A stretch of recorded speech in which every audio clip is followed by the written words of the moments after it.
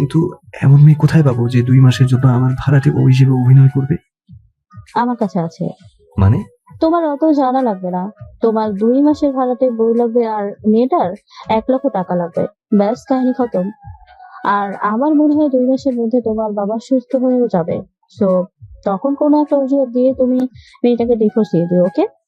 মেয়েটিকে 2 মাসের জন্য বউ হিসেবে ভাড়া করে এনেছে রিয়ান। মেয়েটার নাম রাইসা। খুব দরিদ্র পরিবারের মেয়ে বিধায় বাবার চিকিৎসার টাকা জোগাড় করতে রিয়ানের 2 মাসের ভাড়াটে বউ হিসেবে অভিনয় করার এগ্রিমেন্টটা হাসি মুখে মেনে নিয়েছে। অবশ্য এখানে রিয়ানের কোনো জোর জবরদস্তিও ছিল না। রিয়ান বিরাট বড়লোক শামসুল হকের একমাত্র পুত্র সন্তান। বাবা মায়ের আদরের সন্তান বিধায় ছোটবেলা থেকে কখনো অভাব কিংবা বাস্তবতা এগুলো তাকে স্পর্শ করতে পারেনি। আর স্পর্শ করতে পারেনি বিধায় আজ রিয়ান তার বাস্তবতাকে মেনে নিতে খুব কষ্ট হচ্ছে। কারোর জন্য সে জীবনটাকে বারবার থামিয়ে দিতে চাচ্ছে। সুন্দর জীবনটাকে অভিশাপের কালো অধ্যায়ে পরিণত করে ফেলেছে। দিনরাত অন্ধকার ঘরে ঘুমট ভাবে নির্জীবিতার আড়ালে বসে থাকে। নিকোটিন আর মদের সাথে বন্ধুত্ব করেছে। মা বাবা চোখের সামনে সন্তানের এই দশা দেখে মিস্টার শামসুল হক আর সহ্য করতে পারছিলেন না। অবশ্য সহ্য করা ছাড়া তার আর কোনো উপায়ও ছিল না, কেননা রিয়ান তো তার অতীতটাকে কোনো মতেই ভোলার চেষ্টা করছে না, বরং দিন দিন আরো বেশি অতীতটাকে আঁকড়ে ধরে বাঁচার চেষ্টা করছে। আর এই অতীতটাকেও যত বেশি আঁকড়ে ধরবে তত বেশি ও ক্রমশ শেষ হয়ে যাবে। রিয়ানের বাবা ছেলের এই অবস্থা আর দেখতে পারছে না, কেননা দেখতে দেখতে 3টা বছর পার হয়ে গেছে। অথচ এত সময় দেওয়ার পরও রিয়ান একটুকু বদলায়নি। ছেলের চিন্তায় ক্রমশ মিস্টার শামসুল হকের শরীর দুর্বল হয়ে যাচ্ছে। আর এই দুর্বলতার ফলে এবং ছেলের জন্য অতিরিক্ত টেনশনের ফলে মিস্টার শামসুল হক গত 4 দিন আগে হঠাৎ করে হার্ট অ্যাটাক করে। ছোটবেলা থেকে রিয়ানের কাছে তার রিয়েল হিরো ছিল তার বাবা। সেই বাবার অসুস্থতা রিয়ানকে খুব বেশি ইমোশনাল করে ফেলে, কেননা ও ইতোমধ্যে নিজের হিয়ার মাঝে স্থান দেওয়া একজন মানুষকে হারিয়েছে। বাবাকেও যদি সেই মানুষটার মতো হারিয়ে ফেলে, এই চিন্তাধারা আর ভয় ক্রমশ রিয়ানকে আর বেশি ইমোশনাল করে ফেলে। আর রিয়ানের এই ইমোশনালটাকে মিস্টার শামসুল হক তার কাজে লাগায়।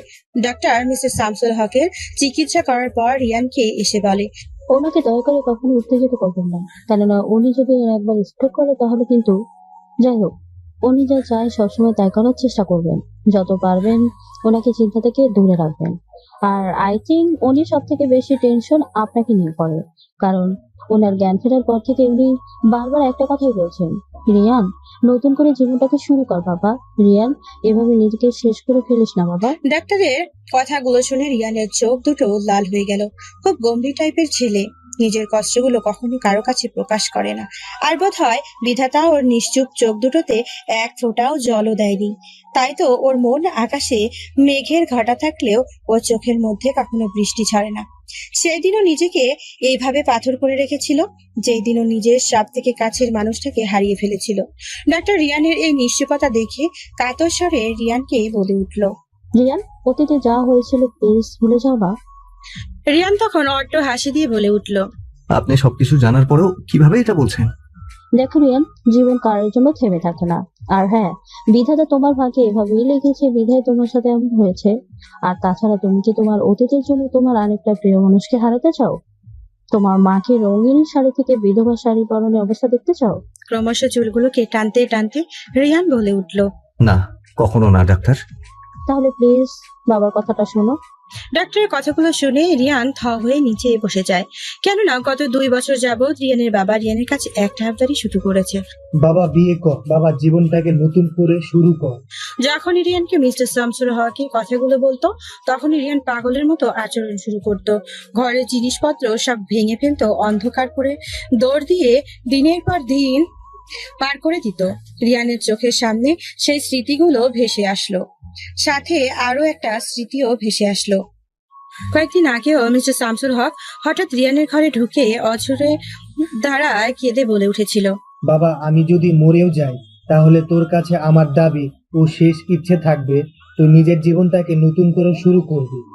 এই ঘর আলো করে একটা লক্ষ্মী বউ ঘরে আনবি। রিয়ানের এই কথাটি মনে পড়তেই ও বুঝে গেল তার বাবাকে সুস্থ করার মোক্ষম উপায়টা কি, আর এও বুঝে গেল ডাক্তার তাকে কি করতে বলছে। কিন্তু ডাক্তার, আপনি তো জানেন আমার পক্ষে এটা করা সম্ভব না। আমি জানি, কিন্তু তুমি কি চাও তোমার বাবাকে সুস্থ করতে? হুম, তাহলে বিয়েটা করে ফেলো। বিয়ে শব্দটা শুনতে রিয়ান রাগান্বিত কণ্ঠে ডক্টরকে বলে উঠল। নো ডাক্তার, নো, আমি এটা কখনো করতে পারবো না। ডাক্তার তখন বলল, ও রিয়ান, কাম অন। আমি তো তোমাকে বলিনি তোমার হৃদয়ে অন্য কাউকে স্থান দাও। আমি শুধু বলেছি তোমার বাবার সুখের জন্য একটু অভিনয় করো। কাউকে 2 মাসের বউ হিসাবে ভাড়া করে আনো।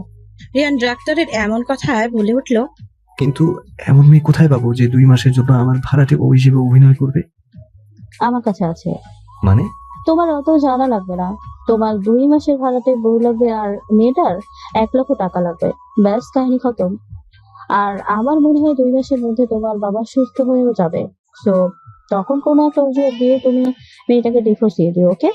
রিয়ান ডাক্তারটির কথায় সম্মতি দেয়। কেননা রিয়ান তাকে অনেক বেশি বিশ্বাস ও ভরসা করে, কারণ এই ডাক্তারটি রিয়ানের পারিবারিক ডাক্তার। রিয়ান তাকে মামা বলে ডাকে। ধরতে গেলে রিয়ানের সাথে তার সম্পর্কটা বন্ধুত্বের মতোই। রিয়ানের সব খারাপ সিচুয়েশনের বন্ধু হিসেবে 2 হাতে এই ডাক্তার অর্থাৎ সাফাই দিয়ে রিয়ানকে আগলে রেখেছে। আর তাই রিয়ান সাফাদের কথা মতো রাইসাকে আজ বিয়ে করেছে। চারপাশে লাল নীল মরিচবাতি আর আনন্দের উল্লাসে বিয়ে হচ্ছে রিয়ান আর রাইসার। রিয়ানের আত্মীয় স্বজন সবাই আজ ভীষণ খুশি। আর সব থেকে বেশি খুশি মিস্টার শামসুল হক আর তার বউ। কেননা তাদের ধারণা হয়তো তাদের ছেলে আবার আগের মতো স্বাভাবিক জীবনযাপন করবে। আর রাইসার মায়াবী চেহারার রূপ, লাবণ্য আর মৃদু কথা শুনে রিয়ানের বাবা মা ওকে বউ হিসেবে পেয়ে এতটাই খুশি হয়েছে যে একবারও ভুল করেও ওকে জিজ্ঞাসা করেনি ও কোন পরিবারের মেয়ে, ও কতটুকু পড়াশোনা করেছে, কিংবা ওর বাবা মা কোথায়। শুধু এক মুখ হাসি নিয়ে প্রাণ ভরে রিয়ানকে আর রাইসাকে দোয়া করে যায়। আর রিয়ান এর মা বাবার মুখে আজ 3 বছর পর হাসি দেখতে পেয়ে রাইসার সাথে হাসি মুখে দিব্যি অভিনয় করে যাচ্ছে। রাইসা রিয়ানের এই হঠাৎ বদলে যাওয়াটাকে দেখে নিজেই নিজেকে বলে উঠল, কিন্তু এমন মেয়ে কোথায় পাবো যে 2 মাসের জন্য আমার ভাড়াটে বউ হিসেবে অভিনয় করবে? আমার কাছে আছে। মানে? তোমার অত জানা লাগবে না। তোমার 2 মাসের ভাড়াটে বউ লাগবে আর মেয়েটার 1 লক্ষ টাকা লাগবে। ব্যাস, কাহিনী খতম। আর আমার মনে হয় 2 মাসের মধ্যে তোমার বাবা সুস্থ হয়েও যাবে। তো তখন কোনো একটা অজুহাত দিয়ে তুমি মেয়েটাকে ডিভোর্স দিয়ে দিও, ওকে? মেয়েটিকে 2 মাসের জন্য বউ হিসেবে ভাড়া করে এনেছে রিয়ান। মেয়েটার নাম রাইসা। খুব দরিদ্র পরিবারের মেয়ে বিধায় বাবার চিকিৎসার টাকা জোগাড় করতে রিয়ানের 2 মাসের ভাড়াটে বউ হিসেবে অভিনয় করার এগ্রিমেন্টটা হাসি মুখে মেনে নিয়েছে। অবশ্য এখানে রিয়ানের কোনো জোর জবরদস্তিও ছিল না। রিয়ান বিরাট বড়লোক শামসুল হকের একমাত্র পুত্র সন্তান। বাবা মায়ের আদরে সন্তান বিধায় ছোটবেলা থেকে কখনো অভাব কিংবা বাস্তবতা এগুলো তাকে স্পর্শ করতে পারেনি। আর স্পর্শ করতে পারেনি বিধায় আজ রিয়ান তার বাস্তবতাকে মেনে নিতে খুব কষ্ট হচ্ছে। কারোর জন্য সে জীবনটাকে বারবার থামিয়ে দিতে চাচ্ছে। সুন্দর জীবনটাকে অভিশাপের কালো অধ্যায়ে পরিণত করে ফেলেছে।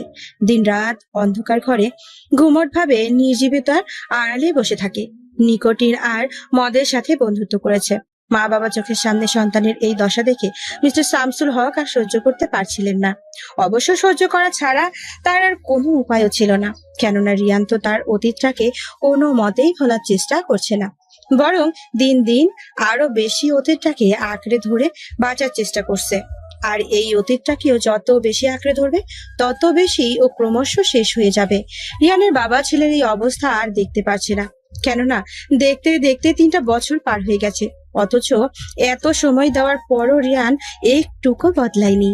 ছেলের চিন্তায় ক্রমশ মিস্টার শামসুল হকের শরীর দুর্বল হয়ে যাচ্ছে। আর এই দুর্বলতার ফলে এবং ছেলের জন্য অতিরিক্ত টেনশনের ফলে মিস্টার শামসুল হক গত 4 দিন আগে হঠাৎ করে হার্ট অ্যাটাক করে। ছোটবেলা থেকে রিয়ানের কাছে তার রিয়েল হিরো ছিল তার বাবা। সেই বাবার অসুস্থতা রিয়ানকে খুব বেশি ইমোশনাল করে ফেলে। কেননা ও ইতোমধ্যে নিজের হিয়ার মাঝে স্থান দেওয়া একজন মানুষকে হারিয়েছে। বাবাকেও যদি সেই মানুষটার মতো হারিয়ে ফেলে, এই চিন্তাধারা আর ভয় ক্রমশ রিয়ানকে আর বেশি ইমোশনাল করে ফেলে। আর রিয়ানের এই ইমোশনালটাকে মিস্টার শামসুল হক তার কাজে লাগায়। ডক্টর মিস্টার শামসুল হকের চিকিৎসা করার পর রিয়ানকে এসে বলে, ওনাকে দয়া করে কখনো উত্তেজিত করবেন না। কেননা উনি যদি একবার স্ট্রোক করে তাহলে কিন্তু, যাই হোক, উনি যা চায় সবসময় তাই করার চেষ্টা করবেন। যত পারবেন ওনাকে চিন্তা থেকে দূরে রাখবেন। আর আই থিঙ্ক উনি সব থেকে বেশি টেনশন আপনাকে নিয়ে করে। কারণ ওনার জ্ঞান ফেরার পর থেকে উনি বারবার একটা কথাই বলছেন, রিয়ান, নতুন করে জীবনটাকে শুরু কর বাবা। রিয়ান, এভাবে নিজেকে শেষ করে ফেলিস না বাবা। ডাক্তারের কথাগুলো শুনে রিয়ানের চোখ দুটো লাল হয়ে গেল। খুব গম্ভীর টাইপের ছেলে। নিজের কষ্টগুলো কখনো কারো কাছে প্রকাশ করে না। আর বোধ হয় বিধাতা ওর নিশ্চুপ চোখ দুটোতে এক ফোঁটাও জলও দেয়নি। তাই তো ওর মন আকাশে মেঘের ঘটা থাকলেও ওর চোখের মধ্যে কখনো বৃষ্টি ঝরে না। সেই দিনও নিজেকে এইভাবে পাথর করে রেখেছিল, যেই দিনও নিজের সব থেকে কাছের মানুষটাকে হারিয়ে ফেলেছিল।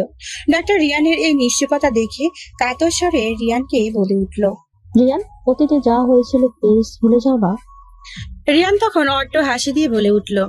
আপনি সবকিছু জানার পরেও কিভাবে এটা বলছেন? দেখো রিয়ান, জীবন কারোর জন্য থেমে থাকে না। আর হ্যাঁ, বিধাতা তোমার ভাগ্যে এভাবেই লিখেছে বিধায় তোমার সাথে এমন হয়েছে। আর তাছাড়া তুমি কি তোমার অতীতের জন্য তোমার আরেকটা প্রিয় মানুষকে হারাতে চাও? তোমার মাকে রঙিন শাড়ি থেকে বিধবা শাড়ি পরনের অবস্থা দেখতে চাও? ক্রমশ চুলগুলোকে টানতে টানতে রিয়ান বলে উঠল। না, কখনো না ডাক্তার। তাহলে প্লিজ বাবার কথাটা শোনো। ডাক্তারের কথাগুলো শুনে রিয়ান থ হয়ে নিচে বসে যায়। কেননা গত 2 বছর যাবৎ রিয়ানের বাবা রিয়ানের কাছে একটা আবদারই শুরু করেছে। বাবা বিয়ে কর, বাবা জীবনটাকে নতুন করে শুরু কর। যখনই রিয়ানকে মিস্টার শামসুল হককে কথাগুলো বলতো, তখনই রিয়ান পাগলের মতো আচরণ শুরু করত। ঘরের জিনিসপত্র সব ভেঙে ফেলতো, অন্ধকার করে দৌড় দিয়ে দিনের পর দিন পার করে দিত। রিয়ানের চোখের সামনে সেই স্মৃতিগুলো ভেসে আসলো, সাথে আরো একটা স্মৃতিও ভেসে আসলো। কয়েকদিন আগেও মিস্টার শামসুল হক হঠাৎ রিয়ানের ঘরে ঢুকে অঝরে দাঁড়ায় কেঁদে বলে উঠেছিল। বাবা, আমি যদি মরেও যাই তাহলে তোর কাছে আমার দাবি ও শেষ ইচ্ছে থাকবে, তুই নিজের জীবনটাকে নতুন করে শুরু করবি। এই ঘর আলো করে একটা লক্ষ্মী বউ ঘরে আনবি। রিয়ানের এই কথাটি মনে পড়তেই ও বুঝে গেল তার বাবাকে সুস্থ করার মোক্ষম উপায়টা কি, আর এও বুঝে গেল ডাক্তার তাকে কি করতে বলছে। কিন্তু ডাক্তার, আপনি তো জানেন আমার পক্ষে এটা করা সম্ভব না। আমি জানি, কিন্তু তুমি কি চাও তোমার বাবাকে সুস্থ করতে? হুম। তাহলে বিয়েটা করে ফেলো। বিয়ে শব্দটা শুনতে রিয়ান রাগান্বিত কণ্ঠে ডক্টরকে বলে উঠল। নো ডাক্তার, নো, আমি এটা কখনো করতে পারবো না। ডাক্তার তখন বলল। ও রিয়ান, কাম অন। আমি তো তোমাকে বলিনি তোমার হৃদয়ে অন্য কাউকে স্থান দাও। আমি শুধু বলেছি তোমার বাবার সুখের জন্য একটু অভিনয় করো। কাউকে 2 মাসের বউ হিসাবে ভাড়া করে আনো। রিয়ান ডাক্তারের এমন কথায় বলে উঠল। কিন্তু এমন মেয়ে কোথায় পাবো যে 2 মাসের জন্য আমার ভাড়াটে বউ হিসেবে অভিনয় করবে? আমার কাছে আছে। মানে? তোমার অত জানা লাগবে না। তোমার 2 মাসের ভাড়াটে বউ লাগবে আর মেয়েটার 1 লক্ষ টাকা লাগবে। ব্যাস, কাহিনী খতম। আর আমার মনে হয় 2 মাসের মধ্যে তোমার বাবা সুস্থ হয়েও যাবে। তো তখন কোনো একটা অজুহাত দিয়ে তুমি মেয়েটাকে ডিভোর্স দিয়ে দিও, ওকে? রিয়ান ডাক্তারটির কথায় সম্মতি দেয়, কেন রিয়ান তাকে অনেক বেশি বিশ্বাস ও ভরসা করে। কারণ এই ডাক্তারটি রিয়ানের পারিবারিক ডাক্তার। রিয়ান তাকে মামা বলে ডাকে। ধরতে গেলে রিয়ানের সাথে তার সম্পর্কটা বন্ধুত্বের মতোই। রিয়ানের সব খারাপ সিচুয়েশনের বন্ধু হিসেবে 2 হাতে এই ডাক্তার অর্থাৎ সাফাই দিয়ে রিয়ানকে আগলে রেখেছে। আর তাই রিয়ান সাফাদের কথা মতো রাইসাকে আজ বিয়ে করেছে। চারপাশে লাল নীল মরিচবাতি আর আনন্দের উল্লাসে বিয়ে হচ্ছে রিয়ান আর রাইসার। রিয়ানের আত্মীয় স্বজন সবাই আজ ভীষণ খুশি। আর সব থেকে বেশি খুশি মিস্টার শামসুল হক আর তার বউ। কেননা তাদের ধারণা হয়তো তাদের ছেলে আবার আগের মতো স্বাভাবিক জীবনযাপন করবে। আর রাইসার মায়াবী চেহারার রূপ, লাবণ্য আর মৃদু কথা শুনে রিয়ানের বাবা মা ওকে বউ হিসেবে পেয়ে এতটাই খুশি হয়েছে যে একবারও ভুল করেও ওকে জিজ্ঞাসা করেনি ও কোন পরিবারের মেয়ে, ও কতটুকু পড়াশোনা করেছে, কিংবা ওর বাবা মা কোথায়। শুধু এক মুখ হাসি নিয়ে প্রাণ ভরে রিয়ানকে আর রাইসাকে দোয়া করে যায়। আর রিয়ান এর মা বাবার মুখে আজ 3 বছর পর হাসি দেখতে পেয়ে রাইসার সাথে হাসি মুখে দিব্যি অভিনয় করে যাচ্ছে। রাইসা রিয়ানের এই হঠাৎ বদলে যাওয়াটাকে দেখে নিজেই নিজেকে বলে উঠল। বাবা, এই হট টেম্পারেচার হঠাৎ এমন আইসকুল হলো কেন? কালকেই তো ক্যাফেতে আমার সাথে এগ্রিমেন্ট সাইন করার সময় কি গম্ভীর কণ্ঠে ভাব নিয়ে কথা বলছিল। লিসেন, আপনাকে বিয়ে করেছি শুধু আমার বাবা মায়ের সুখের জন্য। সো একদম আমাকে ভুল করেও তুমি বলবেন না। মনে রাখবেন, জাস্ট আপনার সাথে আমার 2 মাসের বিয়ে। 2 মাস পর আপনি আপনার পথে আর আমি আমার পথে। আর হ্যাঁ, নিজের সীমা একদম অতিক্রম করবেন না। আর এখন আমাকে মিষ্টি করে বলছে তুমি এই অবস্থায় কমফোর্টেবল ফিল করছো রাইসা? যত সব। রাইসা এই বিড়বিড়ে কথা বলা রিয়ান কিছুটা বুঝতে পেরে ভ্রু কুঁচকে রাইসাকে বলে উঠল। হ্যালো, আপনি কি কিছু আমাকে বলেছেন? যাও বাবা, একটু আগেই তো আমাকে কি সুন্দর তুমি বলে কি ঢং করলেন, এখন আবার আপনিতে চলে গেলেন। লিসেন, একটু আগে আম্মু আব্বু এখানে ছিল বিধায় তাদের মুখে হাসি ফোটানোর জন্য এটা করেছি। ও তাই বলুন, এই জন্যই তো বলি হট টেম্পারেচার হঠাৎ হাই স্কুল হলো কেন? রিয়ান কথাটা শোনা মাত্রই রাগান্বিত স্বরে রাইসাকে বলে উঠল। Excuse me. রাইসা রিয়ানের চোখ মুখ দেখেই বুঝে ফেললো ও খেপেছে, তাই টপিকটা চেঞ্জ করার জন্য হাসি মুখে রিয়ানকে বলে উঠল। আরে দেখুন, সবাই আমাদের ছবিও তুলছে, ওইদিকে খেয়াল করেন, না হলে বুঝে ফেলবে কুছ তো গরমিল হ্যায়। বাচ্চা। রিয়ানের বাচাল মন্তব্যটা শুনে রাইসা রাগান্বিত স্বরে রিয়ানকে বলে উঠল। আপনি কি একটা বক রাক্ষস মুখে একটু হাসি নেই? জীবনে কি কখনো হাসতে শেখেননি? রাইসা এই রকম কথা রিয়ানের হঠাৎ পুরনো সেই স্মৃতিগুলো চোখের সামনে চলে আসলো। একটা সময় ছিল যখন এই মুখে হাসি ছাড়া বিষাদের মেয়ে কখনোই ঠাঁই পেত না, কিন্তু আজ যে হাসিটা দিয়েছিল সেই কেড়ে নিয়ে অনেক দূরে চলে গেল। রিয়ানের সব স্মৃতি মনে পড়তেই ও কর্কশ কণ্ঠে রাইসাকে বলল। Don't cross your limit. কথাটি বলে এই জায়গাটি ত্যাগ করে চলে গেল। রিয়ানের এই রূপ আচরণ দেখে রাইসা বলে উঠল। বাবাই তো দেখছি পাগলের পাল্লায় পড়লাম। ভাড়াটে বউ, ওকে তোর সাইজ করতেই হবে। হঠাৎ রাইসার সামনে হলো, পেছন থেকে কেউ একজন তাকে বলছে, মা, কোনো সমস্যা হয়েছে? মেয়েলি কণ্ঠটা পেয়ে রাইসা পেছনে তাকিয়ে দেখে রিয়ানের মা রাইসার মাথায় আলতো করে স্পর্শ করে এই কথাটি বলছে। রাইসা রিয়ানের মাকে দেখে স্নেহমাখা কণ্ঠে বলে উঠল। না, কিছু হয়নি মা। তাহলে রিয়ান এভাবে চলে গেল কেন? এমনি। ও এইরকমই, ওকে একটু মা আগের জীবনে ফিরিয়ে এনো, তাহলে আমি না সারা জীবন তোমার কাছে ঋণী থাকবো। রিয়ানের মা কথাগুলো বলে চোখের জল মুছতে মুছতে চলে যায়। রাইসা তখন বলে উঠল। এই হট টেম্পারেচারকে কিভাবে আমি সামলাবো আল্লাহই জানে। কাজই চলে এসেছে, বিয়ে প্রায় সম্পূর্ণ। তবে বিয়েটা সম্পূর্ণ হওয়ার পর ক্রমশ রিয়ানের চোখে মুখে মিথ্যে সুখের যে অভিনয় ছিল তা ক্রমান্বয়ে বিষাদের মেঘের কাছে হার মেনেছে। রিয়ান বারবার রাইসাকে বলতে লাগলো। দেখুন ভাড়াটে বউ, আপনি কিন্তু আপনার সীমা কখনোই ক্রস করবেন না। রিয়ানের বাবার এই কথাটা রাইসার প্রচন্ড রেগে রিয়ানকে বলে উঠল।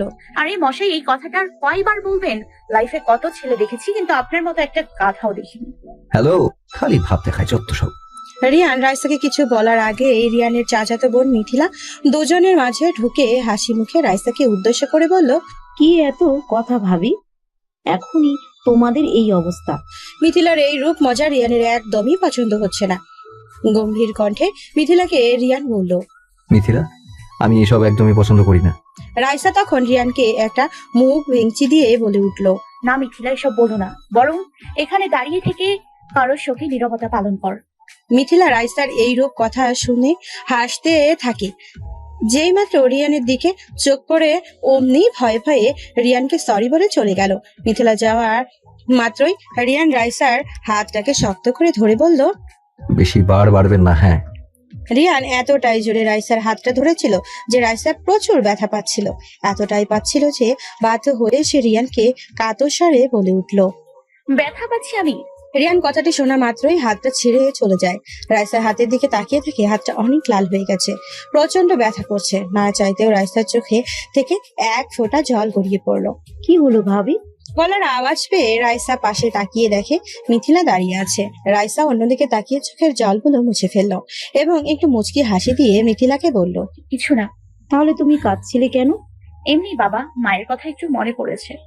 থাক ভাবি, একদম কাঁদবে না। আর তাছাড়া আজ থেকে আমরাই তো তোমার আপনজন। বড় মাই তো আজ থেকে তোমার মা, আর বড় বাবা তোমার বাবা, আর আমি একমাত্র তোমার কিউট বোন। রাইসা মিথিলার কথাগুলো শুনে মিথিলাকে জড়িয়ে ধরলো আর মনে মনে ভাবলো। সবাই কত ভালো, শুধু রাক্ষসটাই খারাপ। ওর কিসের এত কষ্ট? কেনই বা হঠাৎ করে প্রচুর রেগে যায়? না, আমাকে জানতেই হবে। চলো ভাবি, এবার তোমাকে তোমার ঘরে নিয়ে যেতে বলেছে বড় মা। রাইসাকে নিয়ে মিথিলা ড্রয়িং রুমে চলে আসে। রাইসাকে রিয়ানের মা দেখে অত্যন্ত আদর মাখা কণ্ঠে বলে উঠল। মা, তোমার কোনো সমস্যা হচ্ছে? রিয়ানের মায়ের কথা শুনে রাইসা বিড়বিড় করে বলল। কিছু বলবে মা? না। ও আচ্ছা, রিয়ান কোথায়? পেছন থেকে রিয়ান তখন বলে উঠল। এই যে আমি মা। রিয়ানের ডাক পেয়ে রাইসা পেছনে তাকিয়ে একটা মুখ ভেঙচে দিয়ে বলে উঠল। রিয়ান তখন রাইসাকে উদ্দেশ্য করে বলে উঠল। ভাবি, তুমি ভাইয়াকে কি বলেছো? আমি কিন্তু শুনে ফেলেছি। মিথিলার এই কথাটা শুনে রাইসা একটু ভয় পেয়ে যায়। ভয়ে ভয়ে মিথিলাকে বলল। ভয় পেও না ভাবি, আমি তোমার পক্ষে আছি। এইসব দেবদাস কি, এগুলো ছাড়া আর কিছুই বলা যায় না। মিথিলা আর রাইসা দুজনেই রিয়ানকে নিয়ে এইরূপ মন্তব্য করতে থাকে আর খিলখিল করে হাসতে থাকে। রাইসা আর মিথিলার হাসি দেখে রিয়ান রাগান্বিত কণ্ঠে রাইসাকে উদ্দেশ্য করে বলে উঠল। আমি কি কোনো জোকার যে আমাকে দেখে এভাবে হাসতে হচ্ছে? রাইসা রিয়ানের প্রশ্নের উত্তরে হাসি মুখে বলে উঠল, ইউ কি হচ্ছে এসব? এখনই তোমরা ঝগড়া করবে নাকি? চারপাশে কিন্তু অনেক লোক। সো ভাবি চুপ। এন্ড ভাইয়া, আপাতত তুমি একটু আই স্কুল হও তো।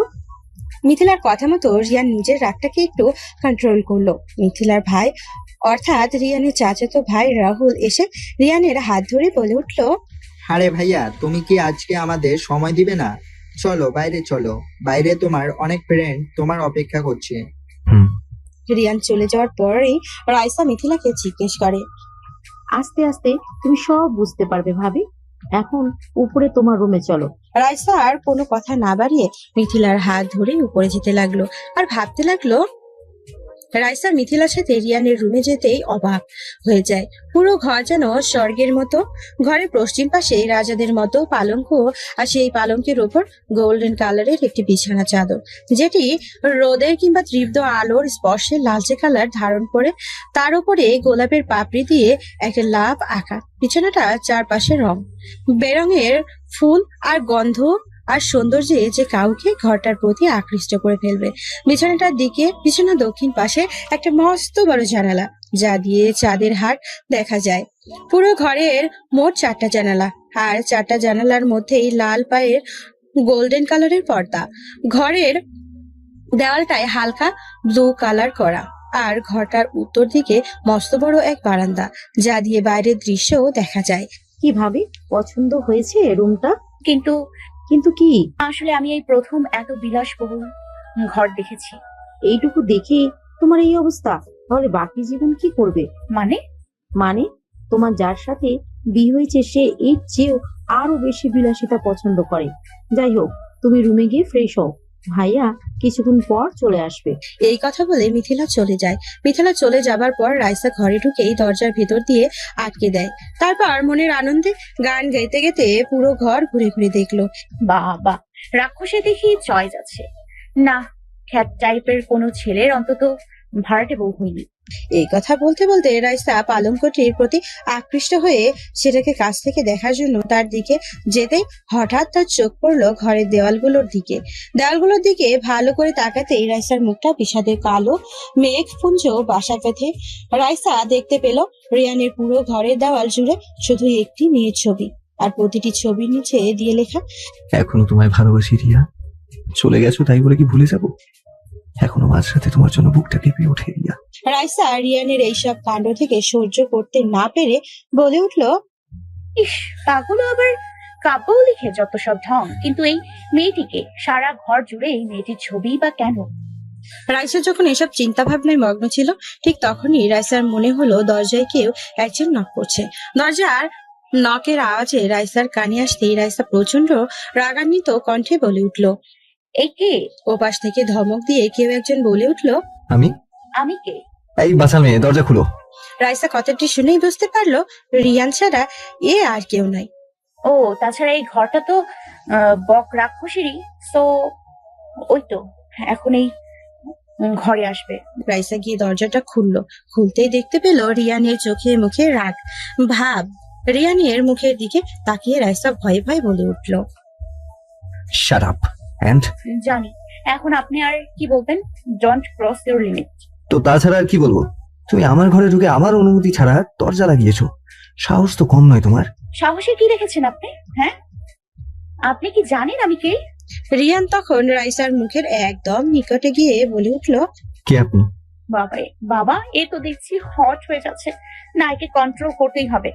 এই বলে রাইসা খিলখিল করে হাসতে হাসতে রিয়ানকে বলে উঠল, আমি কেউ না। ইউ। আপনি তো গরম হন কেন? হ্যাঁ, যাই হোক, এই পুরো ঘরে দেয়াল জুড়ে এগুলো কার ছবি? রাইসার এইরূপ প্রশ্ন রিয়ানের আচরণের মাঝে একটু পাগলামি ভাব দেখা গেল। রিয়ান ছবিগুলোর অতি নিকটে গিয়ে একটি ছবির মধ্যে হাত দিয়ে কান্না মাখা কণ্ঠে রাইসাকে বলে উঠল, এ আমার সব, এ আমার ভালোবাসা, ও আমার বউ। ও ছাড়া আমার হৃদয়ে অন্য কারো স্থান নেই, আর কখনো হবেও না। আর এই কথাটি মাথায় ঢুকিয়ে নেবেন, ওকে? আর ভুল করেও কখনো এই ছবিকে টাচ করবেন না। যদি ও আপনার বউ হয় তাহলে আমাকে বিয়ে করেছেন কেন? আর তাছাড়া ওই বা কোথায়? সেই কৈফিয়ত আপনার কাছে দিতে আমি বাধ্য নই। আর তাছাড়া আপনাকে আমি আমার ভাড়াটে বউ হওয়ার জন্য জোর করিনি। আপনার টাকা লাগবে বিধায় আপনি আমার ভাড়াটে বউ হওয়ার জন্য রাজি হয়েছেন। সো আমার সম্পর্কে কিছু জানার একদম চেষ্টা করবেন না, ওকে? এই বলে রিয়ান বিছানার দিকে যেতেই দেখে ফুল দিয়ে পুরো বিছানা সাজানো। ফুল দেখে রিয়ান ক্রমশ আরো বেশি রেগে যায়। রাইসার কাছে গিয়ে রাইসাকে বলে উঠলো, এই ঘর ফুল দিয়ে কে সাজালো? হ্যাঁ, কে সাজালো? রাইসা রিয়ানের আচরণ দেখে খুব বেশি ভয় পেয়ে যায়। ভয়ে ভয়ে রিয়ানের প্রশ্নের উত্তর দিল, আমি জানি না। ওকে ফাইন, আজ থেকে জেনে রাখুন। লিসেন, আমি পৃথিবীতে সব থেকে বেশি ফুলকে অপছন্দ করি। আর এসব হয়তো মিথিলার কাজ, যত সব। রাইসাকে এই কথা বলে বিছানার কাছে গিয়ে পুরো বিছানার চারপাশের ফুলগুলোকে ক্রমশ ছিঁড়ে ফেলে দিতে লাগলো আর বলতে লাগলো, I don't like flower. Raisa রিয়ানের এই রূপ ভয়ঙ্কর আচরণে খুব ভয় পেয়ে যায়। তারপর ভয়ে ভয়ে রিয়ানকে থামানোর জন্য ও রিয়ানের কাছে যায়। রিয়ানের কাছে যেতেই রিয়ান ওকে জোরে সরে একটা ধাক্কা মারে। ফলে রাইসা নিচে পড়ে গিয়ে হাতে প্রচন্ড ভাবে ব্যথা পায়। রিয়ান রাইসার ব্যথাটাকে কোনো ভ্রুক্ষেপ না করে সোজা ঘর থেকে বেরিয়ে যায়। রিয়ানের এই রূপ নিষ্ঠুরতার আচরণ দেখে রাইসা খুব বেশি কষ্ট পায়। এত নিষ্ঠুর কিভাবে একটা মানুষ হয়? ব্যথা পেয়েছে অথচ একবার দেখলো না, এমন কেন উনি? তারপর রাইসা আস্তে আস্তে উঠে দাঁড়ালো। অনেকক্ষণ দাঁড়িয়ে থেকে ধীরে ধীরে বারান্দার কাছে গিয়ে বাহিরের দিকে তাকিয়ে রইল আর ভাবলো,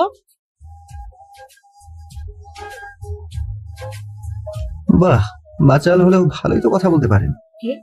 এই বলে রাইসা পেছন ফিরে তাকাতেই দেখে রিয়ান দাঁড়িয়ে আছে। একটু অভিমানী কণ্ঠে রাইসা তখন বলে উঠল, ও আপনি হট টেম্পারেচার? আমার উপর অভিমান হয়েছে, কিন্তু তাও আমাকে হট টেম্পারেচার বলাটা গেল না। রাইসা রিয়ানের প্রশ্নের কোনো উত্তর না দিয়ে মুখটাকে নিচু করে দাঁড়িয়ে থাকে।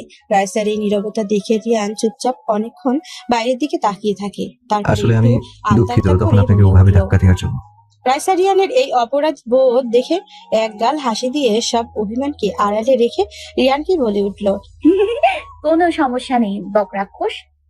কি? না মানে রিয়ান সাহেব। আপনি তো ভারী অদ্ভুত মেয়ে। একটু আগেই তো দেখলাম একরাশ অভিমান, আর এখন নিমিশেই সব উধাও। ও আমি এরকমই। ওকে ফাইন, আমার সাথে আসুন। এই বলে রিয়ান রাইসার হাতটি আলতো করে ধরে রাইসাকে বারান্দা থেকে ঘরে বিছানায় নিয়ে বসায়। তারপর রাইসার হাতের মধ্যে মলম লাগিয়ে দেয়। রাইসা রিয়ানের এই কাণ্ড দেখে নিজেই নিজেকে বলে উঠল, কি অদ্ভুত ছেলে!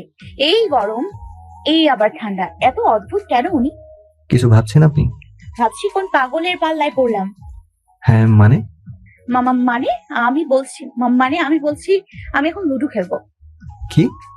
আস্তে আস্তে, কানের পর্দা তো ফেটে গেল। বাজে কথা বন্ধ করুন আর ঘুমিয়ে পড়ুন। এই কথা বলে রিয়ান উঠে দাঁড়াতে রাইসা রিয়ানের হাতটা শক্ত করে ধরে বলল,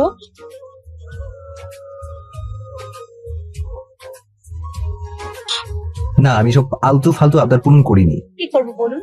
আমি মানুষটাই তো আলতু ফালতু। রাইসার এমন কথায় রিয়ানের প্রতি একটু মায়া জাগ্রত হলো। তাই রিয়ান সহানুভূতিশীল কণ্ঠে রাইসাকে বলে উঠল, সবাই তো বুঝলাম, বাট সরি, আমার কাছে লুডু নেই, ঘুমান। আর আপনি কি করবেন? কোথায় ঘুমাবেন? আমার সাথে নাকি? আজকে না, আর কি করবো আমি? মেয়ে মানুষ বিধায় আপনাকে বিছানাতে ঘুমাতে দিলাম, আর আমি সোফায় গিয়ে ঘুমালাম।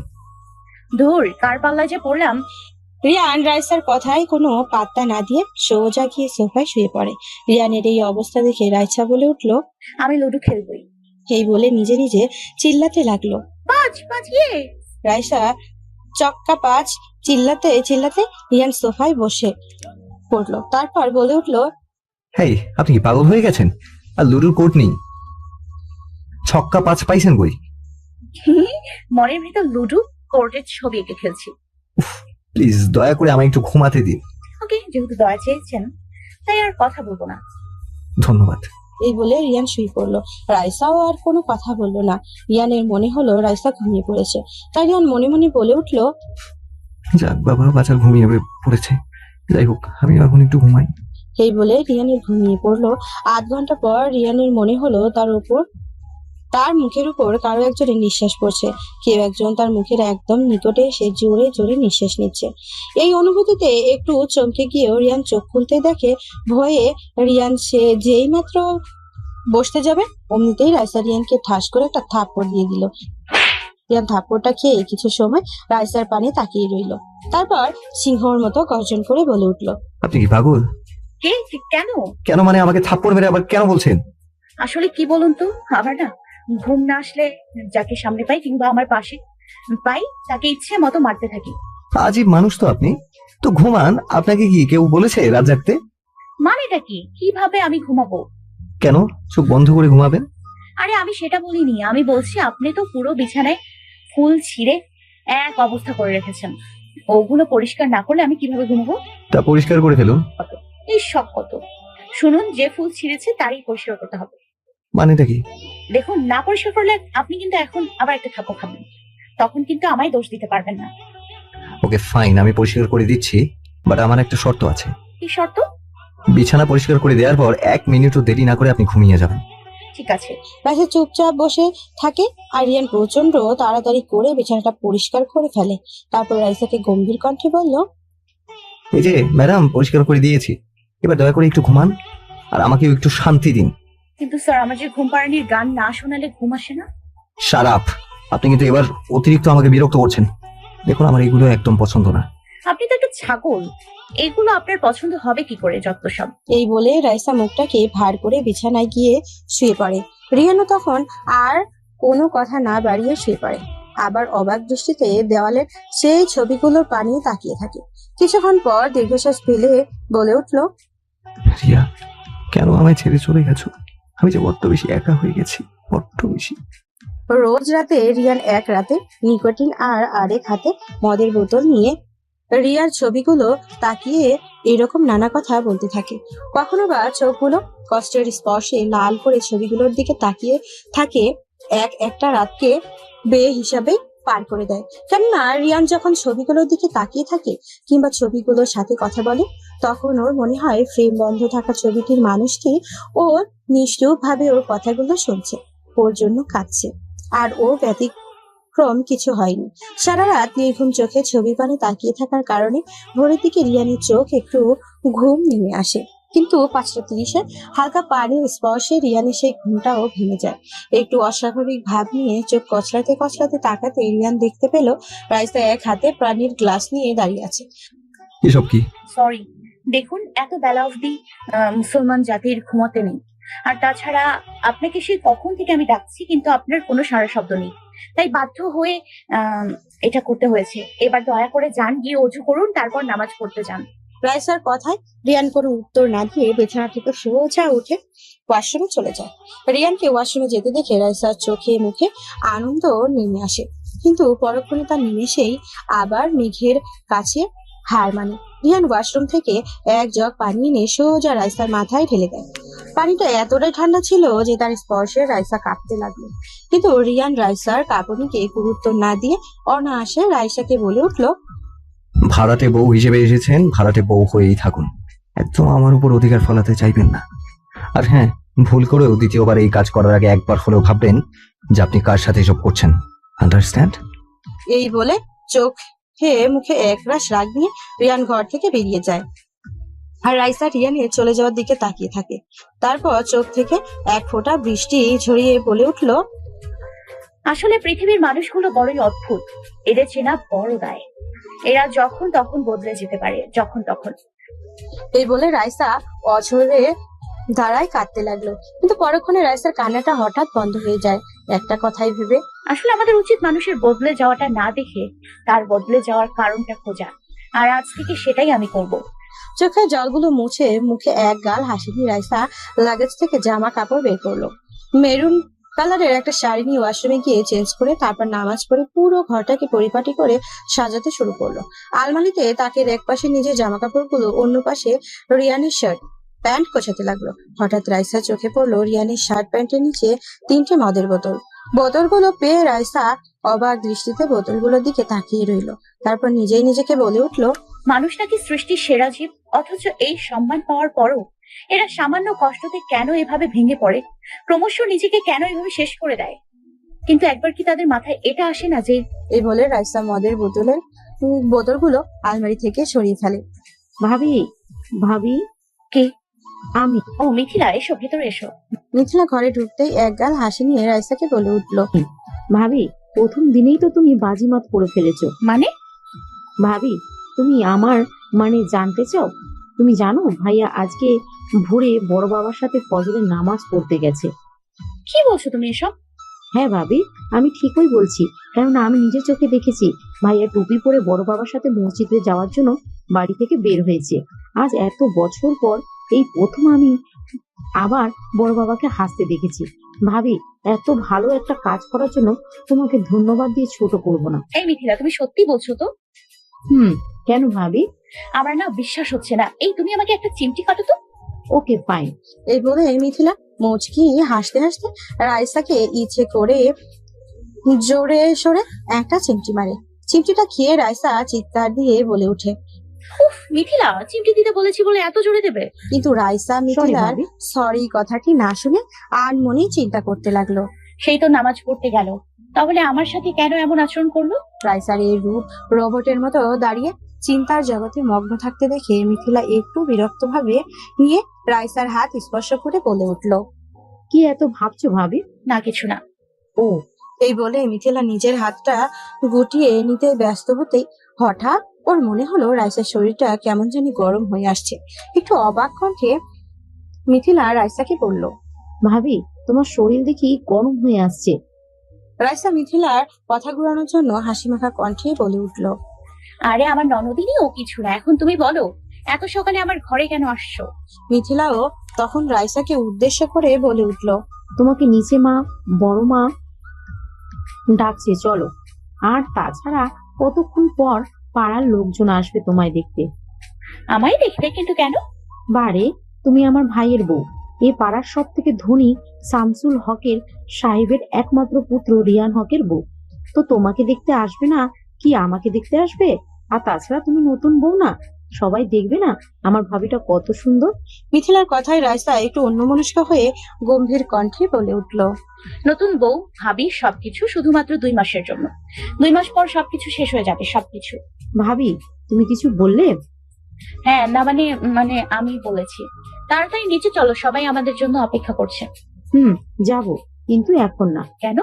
কারণ তোমাকে তো এখনো আমি সাজালামই না। বড়মা বলেছে তোমাকে অনেক সুন্দর করে সাজাতে। এত সাজ দিয়ে কি হবে? বারে, আমার ভাইয়াকে তোমার প্রেমে ফাঁসাতে হবে না।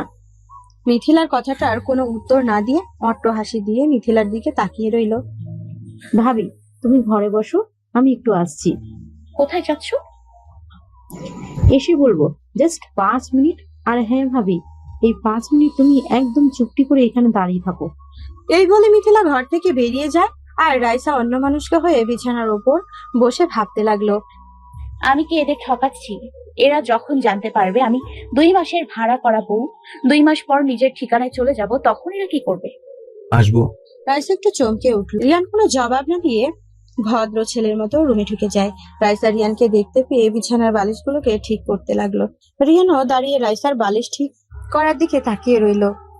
রিয়ানের এভাবে অসহায়ত্ব ভাবে দাঁড়িয়ে থাকতে দেখে রাইসা বালিশ গুছিয়ে একটু শান্ত কণ্ঠে রিয়ানকে বলল। আপনি কি কিছু বলতে চান? না মা। মা মানে? কি এত আমতামতা করছেন? কি বলবেন বলে ফেলুন। এই বলে রাইসা বিছানাটা ঝাড়তে লাগলো। রিয়ান তখন আস্তে আস্তে রাইসার কাছে এসে বলল। হাতটা পাতুন দেখি। রিয়ানের এমন কথা শুনে রাইসা বিছানা ঝাড়া বন্ধ করে বলে উঠল। কেন? আরে পাতুন না। ওকে। একটু অস্বস্তিকর ভাব নিয়ে রাইসা হাত পাততেই রিয়ান রাইসার হাতে এক পাতা প্যারাসিটামল দিয়ে প্রচন্ড রাগি মাখা কণ্ঠে বলে উঠল। এই নিন, আগে ভাগেই এখানে থেকে ওষুধ খেয়ে ফেলুন। কারণ বলা যায় না, সকালে পানিগুলো অনেক ঠান্ডা ছিল, ওগুলোর স্পর্শতার কারণে আবার জ্বর না চলে আসে, তখন কিন্তু আবার সব দোষ আমার ঘাড়েই এসে পড়বে। খেয়ে নিন। এই বলে রিয়ান নিজের আবেগটাকে লুকানোর জন্য রাইসার থেকে এক প্রকার পালিয়ে চলে যেতে লাগলো। ঠিক তখনই রাইসা একটু হেসে রিয়ানকে বলে উঠল। অল্প জ্বরকেই যদি সহ্য করতে না পারি, তাহলে জীবনের ঝড়কে কিভাবে ফেস করবো? রাইসার কথাগুলো শুনে রিয়ান থমকে গিয়ে রাইসাকে আচমকা কণ্ঠে বলে উঠল। মানে? মানে আপনি বোধহয় লাইফে কখনো স্যাক্রিফাইস করেননি, তাই না? তা বলতে পারেন এক প্রকার, হ্যাঁ। আসলে ছোটবেলা থেকেই মা বাবার ছায়ার নিচে থেকে মানুষ হয়েছি, তো এই জন্য কখনো রিয়েল লাইফের জটিলতার মুখোমুখি হতে হয়নি। এর জন্যই এই অবস্থা। রাইসার কথাগুলো শুনে রিয়ান অবাক দৃষ্টিতে রাইসার পানে তাকিয়ে থাকে। তারপর বলে ওঠে। আমার অনেক কাজ আছে, আমি আসি। রাইসা ও রিয়ানকে কোনো বাধা দিল না, কেননা রাইসা বুঝতে পেরেছে এই মানুষটি প্রত্যহ নিজের থেকে নিজের কাছের মানুষগুলোকে থেকে পালিয়ে বেড়াচ্ছে। হয়তো একদিন এই পালানো সমাপ্ত হবে। শুনুন, গলার আওয়াজটি পেয়ে রাইসা দরজার দিকে তাকাতেই দেখে রিয়ান দাঁড়িয়ে আছে। জি বলুন। না আসলে আপনার কথাগুলো শুনে আমার মনে হচ্ছে আপনি যেটা আসলে আপনি সেটা নয়। মানে? কিছুই না, আসলে মাঝে মাঝে আপনাকে আমার খুব রহস্যময় লাগে। রিয়ানের এই রূপ বক্তব্য শুনে রাইসা আমতা আমতা করতে লাগলো। ঠিক সেই সময় মিথিলা রিয়ানের শার্ট পেছন থেকে টেনে ধরে বলতে লাগলো, কি হচ্ছে এসব ভাইয়া? কে? ও মিথি। তুমি এখানে কি করছো? না মানে এত মানে মানে না করে এখান থেকে যাও তো। আমি এখন ভাবিকে সাজাবো। মিথিলার কথায় রিয়ান কোনো জবাব না দিয়ে বলতে গেল এক প্রকার পালিয়ে চলে গেল। রিয়ান চলে যাওয়ার মাত্রই মিথিলা রাইসার রুমে ঢুকে বিছানার উপর 3টে বক্স আর একটা শাড়ি রেখে অতঃপর রুমে দরজা লাগিয়ে দেয়।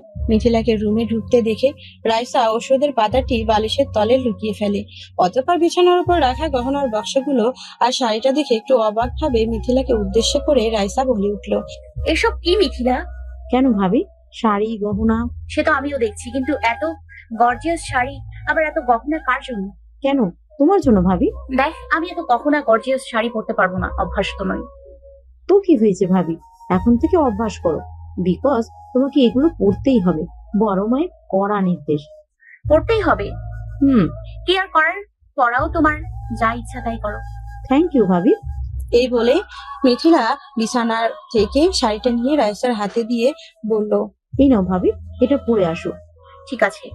রাইসা ওয়াশরুমে গিয়ে শাড়িটা পরে আসে। রাইসা যখন ওয়াশরুম থেকে শাড়িটা পরে বের হয়, মিথিলা তখন রাইসাকে দেখে পুরো থ হয়ে যায়। অবশ্য হবেই বা না কেন, একটি মায়াবী চেহারাযুক্ত মেয়ে, যার হরিণের মতো চোখ, রক্তচোখা ঠোঁট, তার উপর ঠোঁটের ডান পাশে একটি কালো তিল আর মাথায় মেঘবরণ কেশ। সে যদি একটি গাঢ় নীল গোল্ডেন পুঁতি দিয়ে কাজ করা শাড়ি পরে, তাহলে তো তার দিকে তাকিয়ে থেকে যে কেউই এক যুগ হয়তো পার করে দিতে পারবে। কি গো ননদিনী, আমার এমন ভাবে কি দেখছো? উফ ভাবি, এই শাড়িটা পরে তোমাকে এতটাই সুন্দর লাগছে যে আমি তোমার প্রেমে পড়ে গেলাম। এবার গহনা পরালে আর সাজালে তোমাকে না জানে কত সুন্দর লাগবে। দেখবে আজকে ভাইয়া তোমার দিক থেকে চোখ ফেরাতেই পারবে না। হ্যাঁ, তোমার ওই হট টেম্পারেচার ভাই আগে আমার দিকে তাকাতে তো চোখ ফেরাবে না। তাকাবে ভাবি, তাকাবে। দেখোই না তোমাকে কত সুন্দর করে সাজায়। মিথিলা রাইসাকে ড্রেসিং টেবিলের সামনে বসিয়ে প্রথমে গহনা পরাতে লাগলো, তারপর নাকে নথ পরালো, চোখে কাজল আর ঠোঁটে লাল খয়েরি লিপস্টিক আর চুল খোপা করে তার মধ্যে ফুল গেঁথে দিল। তারপর রাইসার মুখটাকে হাত দিয়ে আলতো করে স্পর্শ করে মিথিলা বলে উঠলো, দেখো ভাবি কেমন সাজালাম তোমায়। রাইসা আয়নার মধ্যে নিজের চেহারাটা দেখে একটু গম্ভীর কণ্ঠে বলে উঠলো, আসলে মিথিলা, আমি না এত সাজগোজ একদমই পছন্দ করি না। আমার কেমন জানি অস্বস্তি ফিল হচ্ছে। এত সুন্দর করে সাজালাম আর তুমি এই বলছো ভাবি? একটা দিনই তো। আর তাছাড়া তুমি তো নতুন বউ, তোমাকে তো সাজতেই হবে। ধুর, ভালো লাগে না। এসব বললে আর হবে? এই বলে মিথিলা হাসতে হাসতে নিচে বসে রাইসাকে জুতা পরাতে লাগলো। রাইসা তখন একটু লজ্জাকর ভাবে মিথিলাকে বলল, মিথিলা, কি করছো তুমি? ও কিছু না ভাবি, তোমাকে জুতোটা পরিয়ে দিই, তবেই তো সাজটা পারফেক্ট হবে। এই বলে মিথিলা রাইসাকে জুতা পরাতে লাগলো। রাইসা তখন মিথিলাকে ভয়ে ভয়ে বলে উঠলো, মিথিলা, আমি না উঁচু জুতো পরে হাঁটতে পারি না। এটা না পরিয়ে অন্য একটা নর্মাল জুতো পরালে হয় না? আরে কিছু হবে না ভাবি, আমি আছি না, ধরে ধরে নিয়ে যাব। আর তাছাড়া পড়ে যাও যদি, তাহলে ভাইয়া আছে না। হ্যাঁ? নয়, বলো হ্যাঁ। সিনেমাতে দেখো না, নায়িকা পড়ে যেতে লাগলে নায়ক এসে তখন ধরে। উফ, কি রোমান্টিক সিন। কিন্তু মিথিলা, এটা সিনেমা নয়, বাস্তব জীবন। আমি সত্যি উঁচু জুতো পরে কমফোর্টেবল ফিল করি না। ও, কোনো সমস্যা নাই, পড়ে যেতে লাগলে ভাইয়া এসে তোমাকে ধরবে। আর পারলে প্লিজ ইচ্ছা করে পড়ে যেও। মিথিলা, আমি মরছি টেনশনে, আর তুমি আমার সাথে মজা করছো। আচ্ছা সরি ভাবি, এখন চলো নিচে চলো, সবাই আমাদের জন্য অপেক্ষা করছে। যাবো?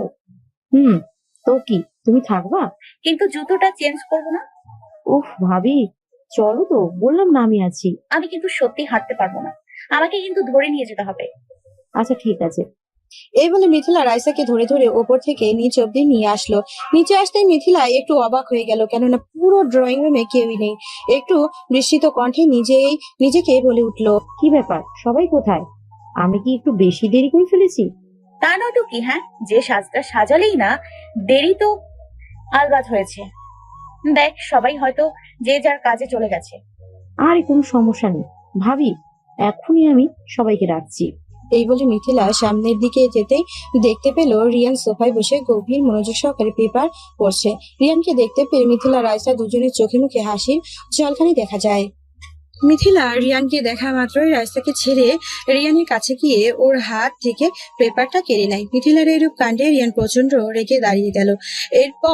তারপর মিথিলাকে বলল, কি হলো মিথি, তুই পেপারটা কেড়ে নিলি কেন? সারাদিন পেপারে মুখ গুজে আর কতদিন থাকবি ব্রো? এবার একটু আমার ভাবির দিকে তাকা। মানে? তো রাইসা তখন খিলখিল করে হাসতে হাসতে রিয়ানকে বলে উঠল। হাই স্বামী। রাইসার গলার আওয়াজ রিয়ানের কানে আসতে রিয়ান সামনের দিকে তাকাতেই দেখতে পেল সিঁড়ির পাশেই রাইসা দাঁড়িয়ে রিয়ানের দিকে তাকিয়ে আছে।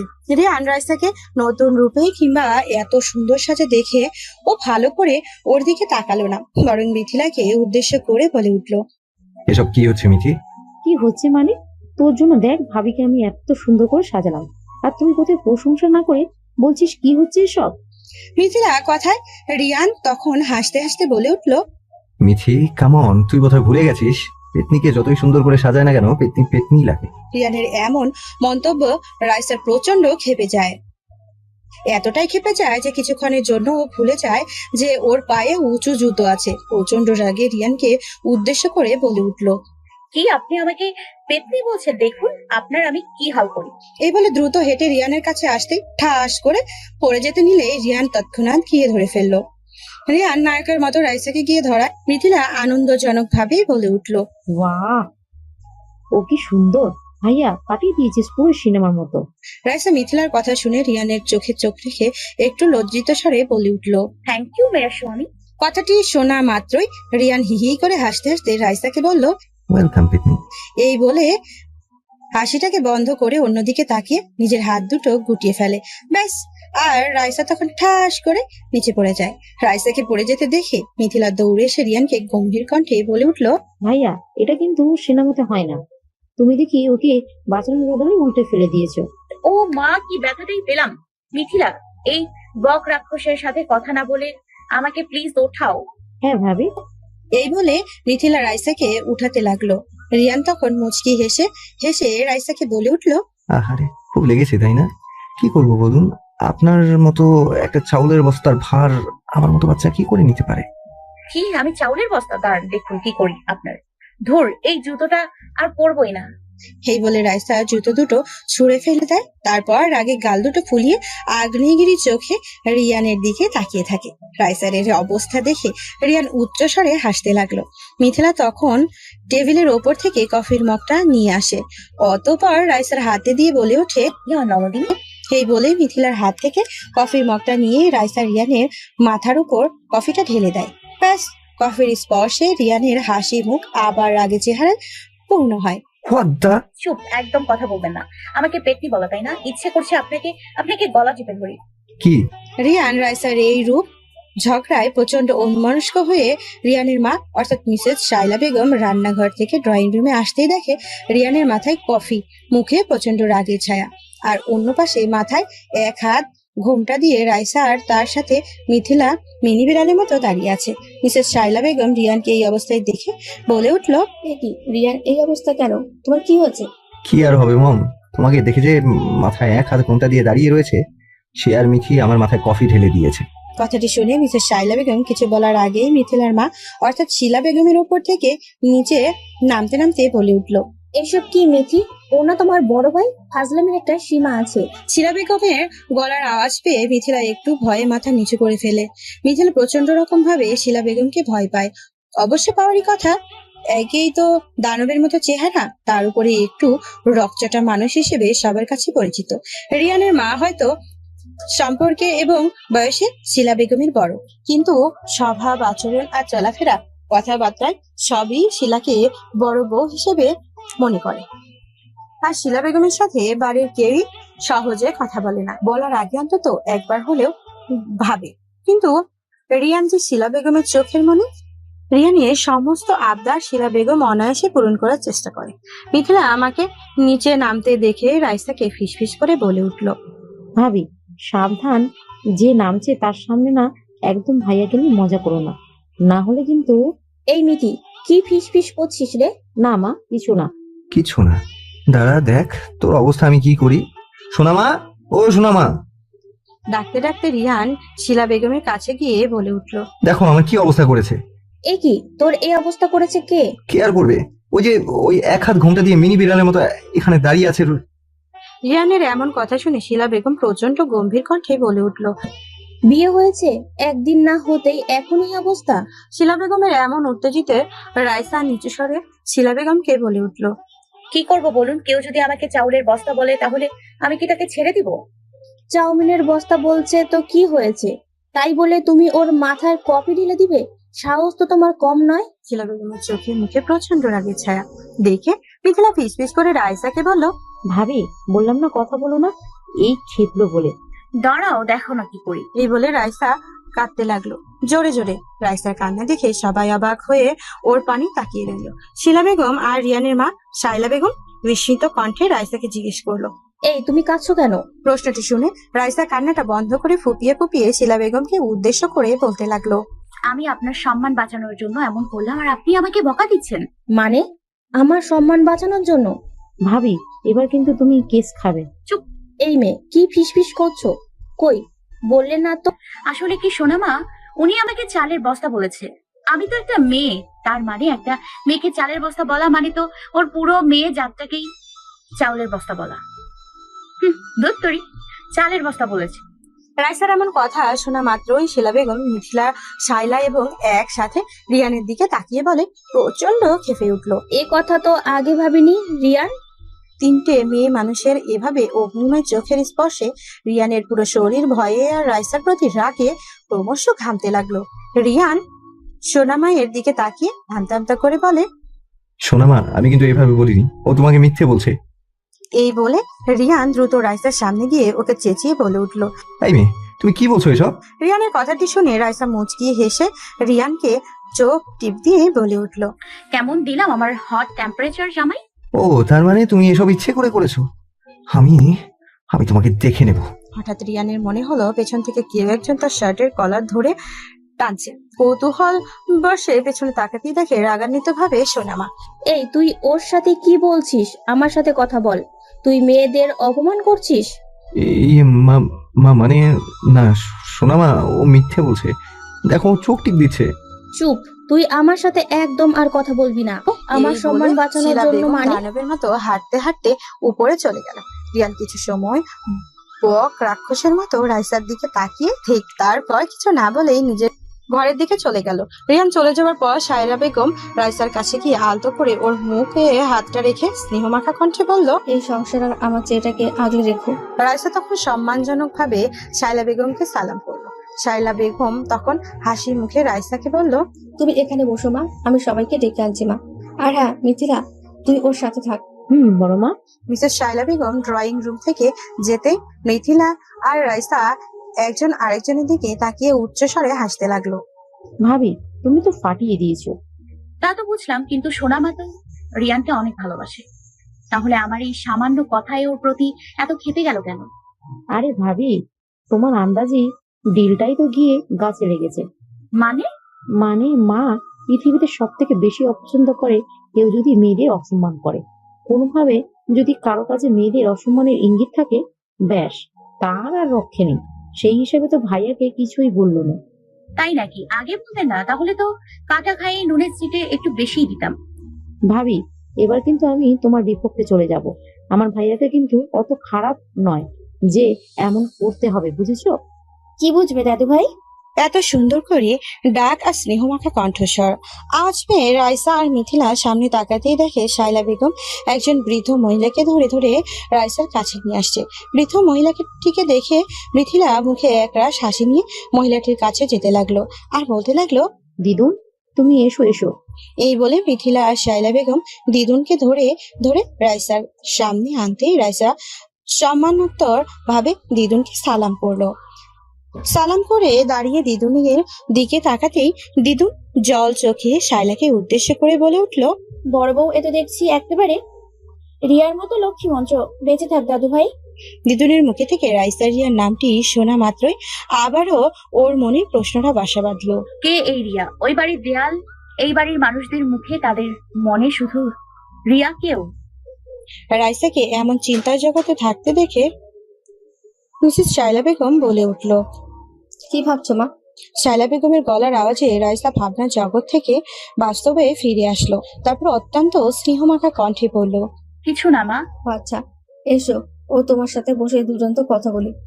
তারপর রাইসা, দিদুন, মিথিলা আর মিসেস শায়লা বেগম একসাথে বসে জমিয়ে গল্প করতে লাগলো। ঠিক এমন সময় শামসুল হক 2 ব্যাগ বাজার নিয়ে বাড়িতে ঢুকতে বলতে লাগলো, কই আমার নতুন বউ? মা কই? শামসুল হকের গলার আওয়াজে সবাই দাঁড়িয়ে গেল। রাইসার চোখে মুখে একরাশ খুশি নিয়ে দরজার সামনে যেতে অগ্রসর হলেই মিসেস শায়লা বেগম তখন রাইসাকে বলে উঠল, তোমার যাওয়া লাগবে না মা, আমি যাচ্ছি। না মা, আমিই যাব।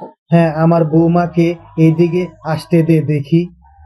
রাইসা দরজার কাছে গিয়ে হাত থেকে বাজারে ব্যাগগুলো নিতে লাগলো আর গম্ভীর স্বরে শামসুল হককে বলতে লাগলো, বাবা, আপনার এই শরীর নিয়ে কিন্তু বাজারে যাওয়া একদম উচিত হয়নি।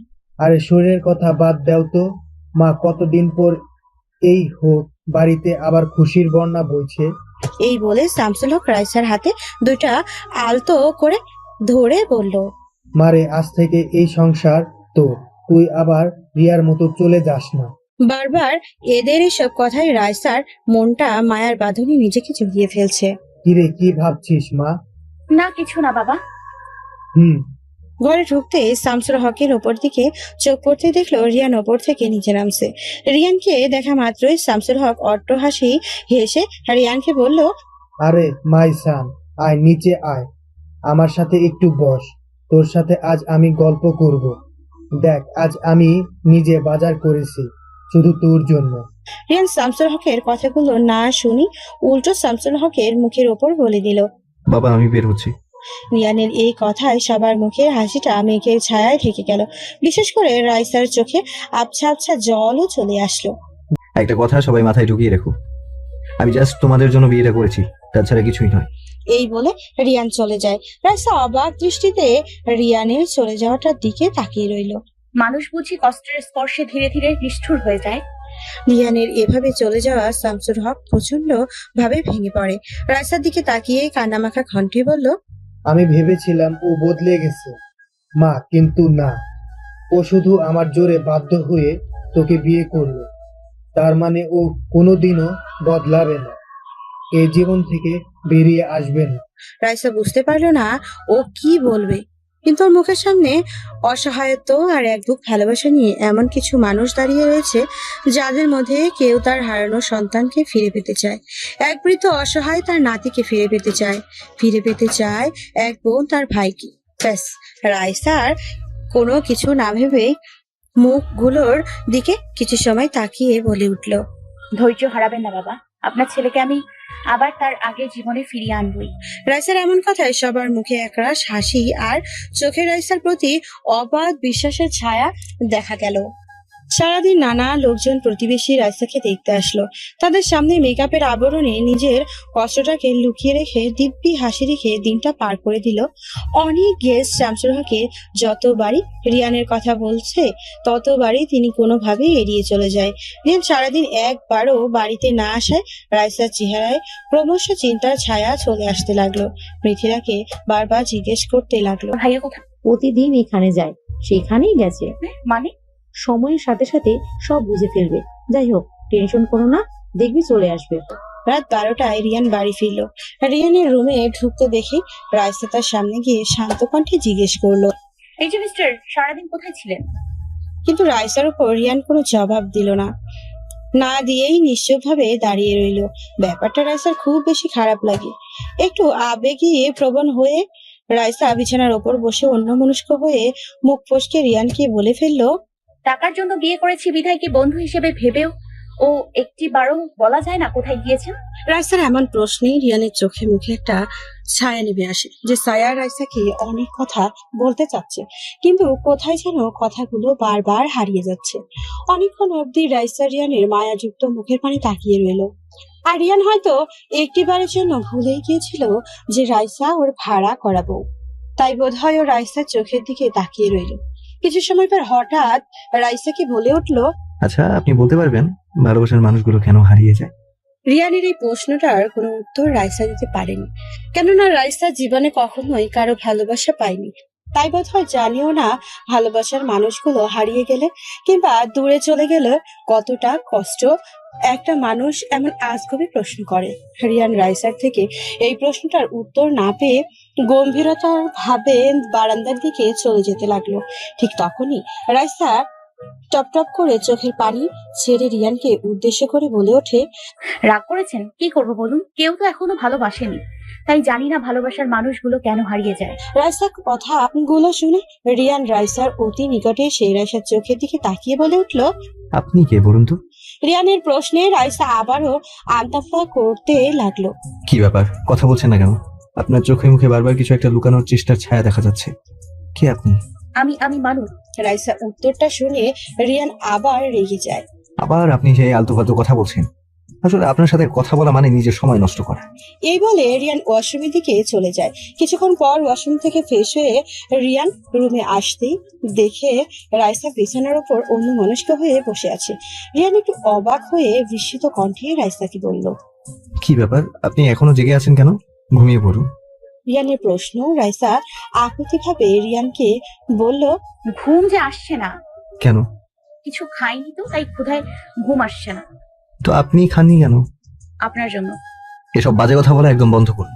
আর আমার জন্য আপনাকে কেউ কি না খেয়ে থাকতে বলেছে? আর তাছাড়া আমি রাতে খাই না। আর আপনি দেখেন না, বাড়ির কেউ আমার জন্য খাবার নিয়ে ওয়েট করা কিংবা আমাকে নিয়ে চিন্তা করে না।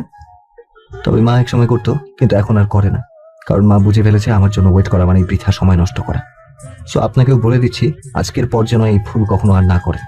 যান, গিয়ে খেয়ে নিন। এই বলে রিয়ান বারান্দায় চলে আসে।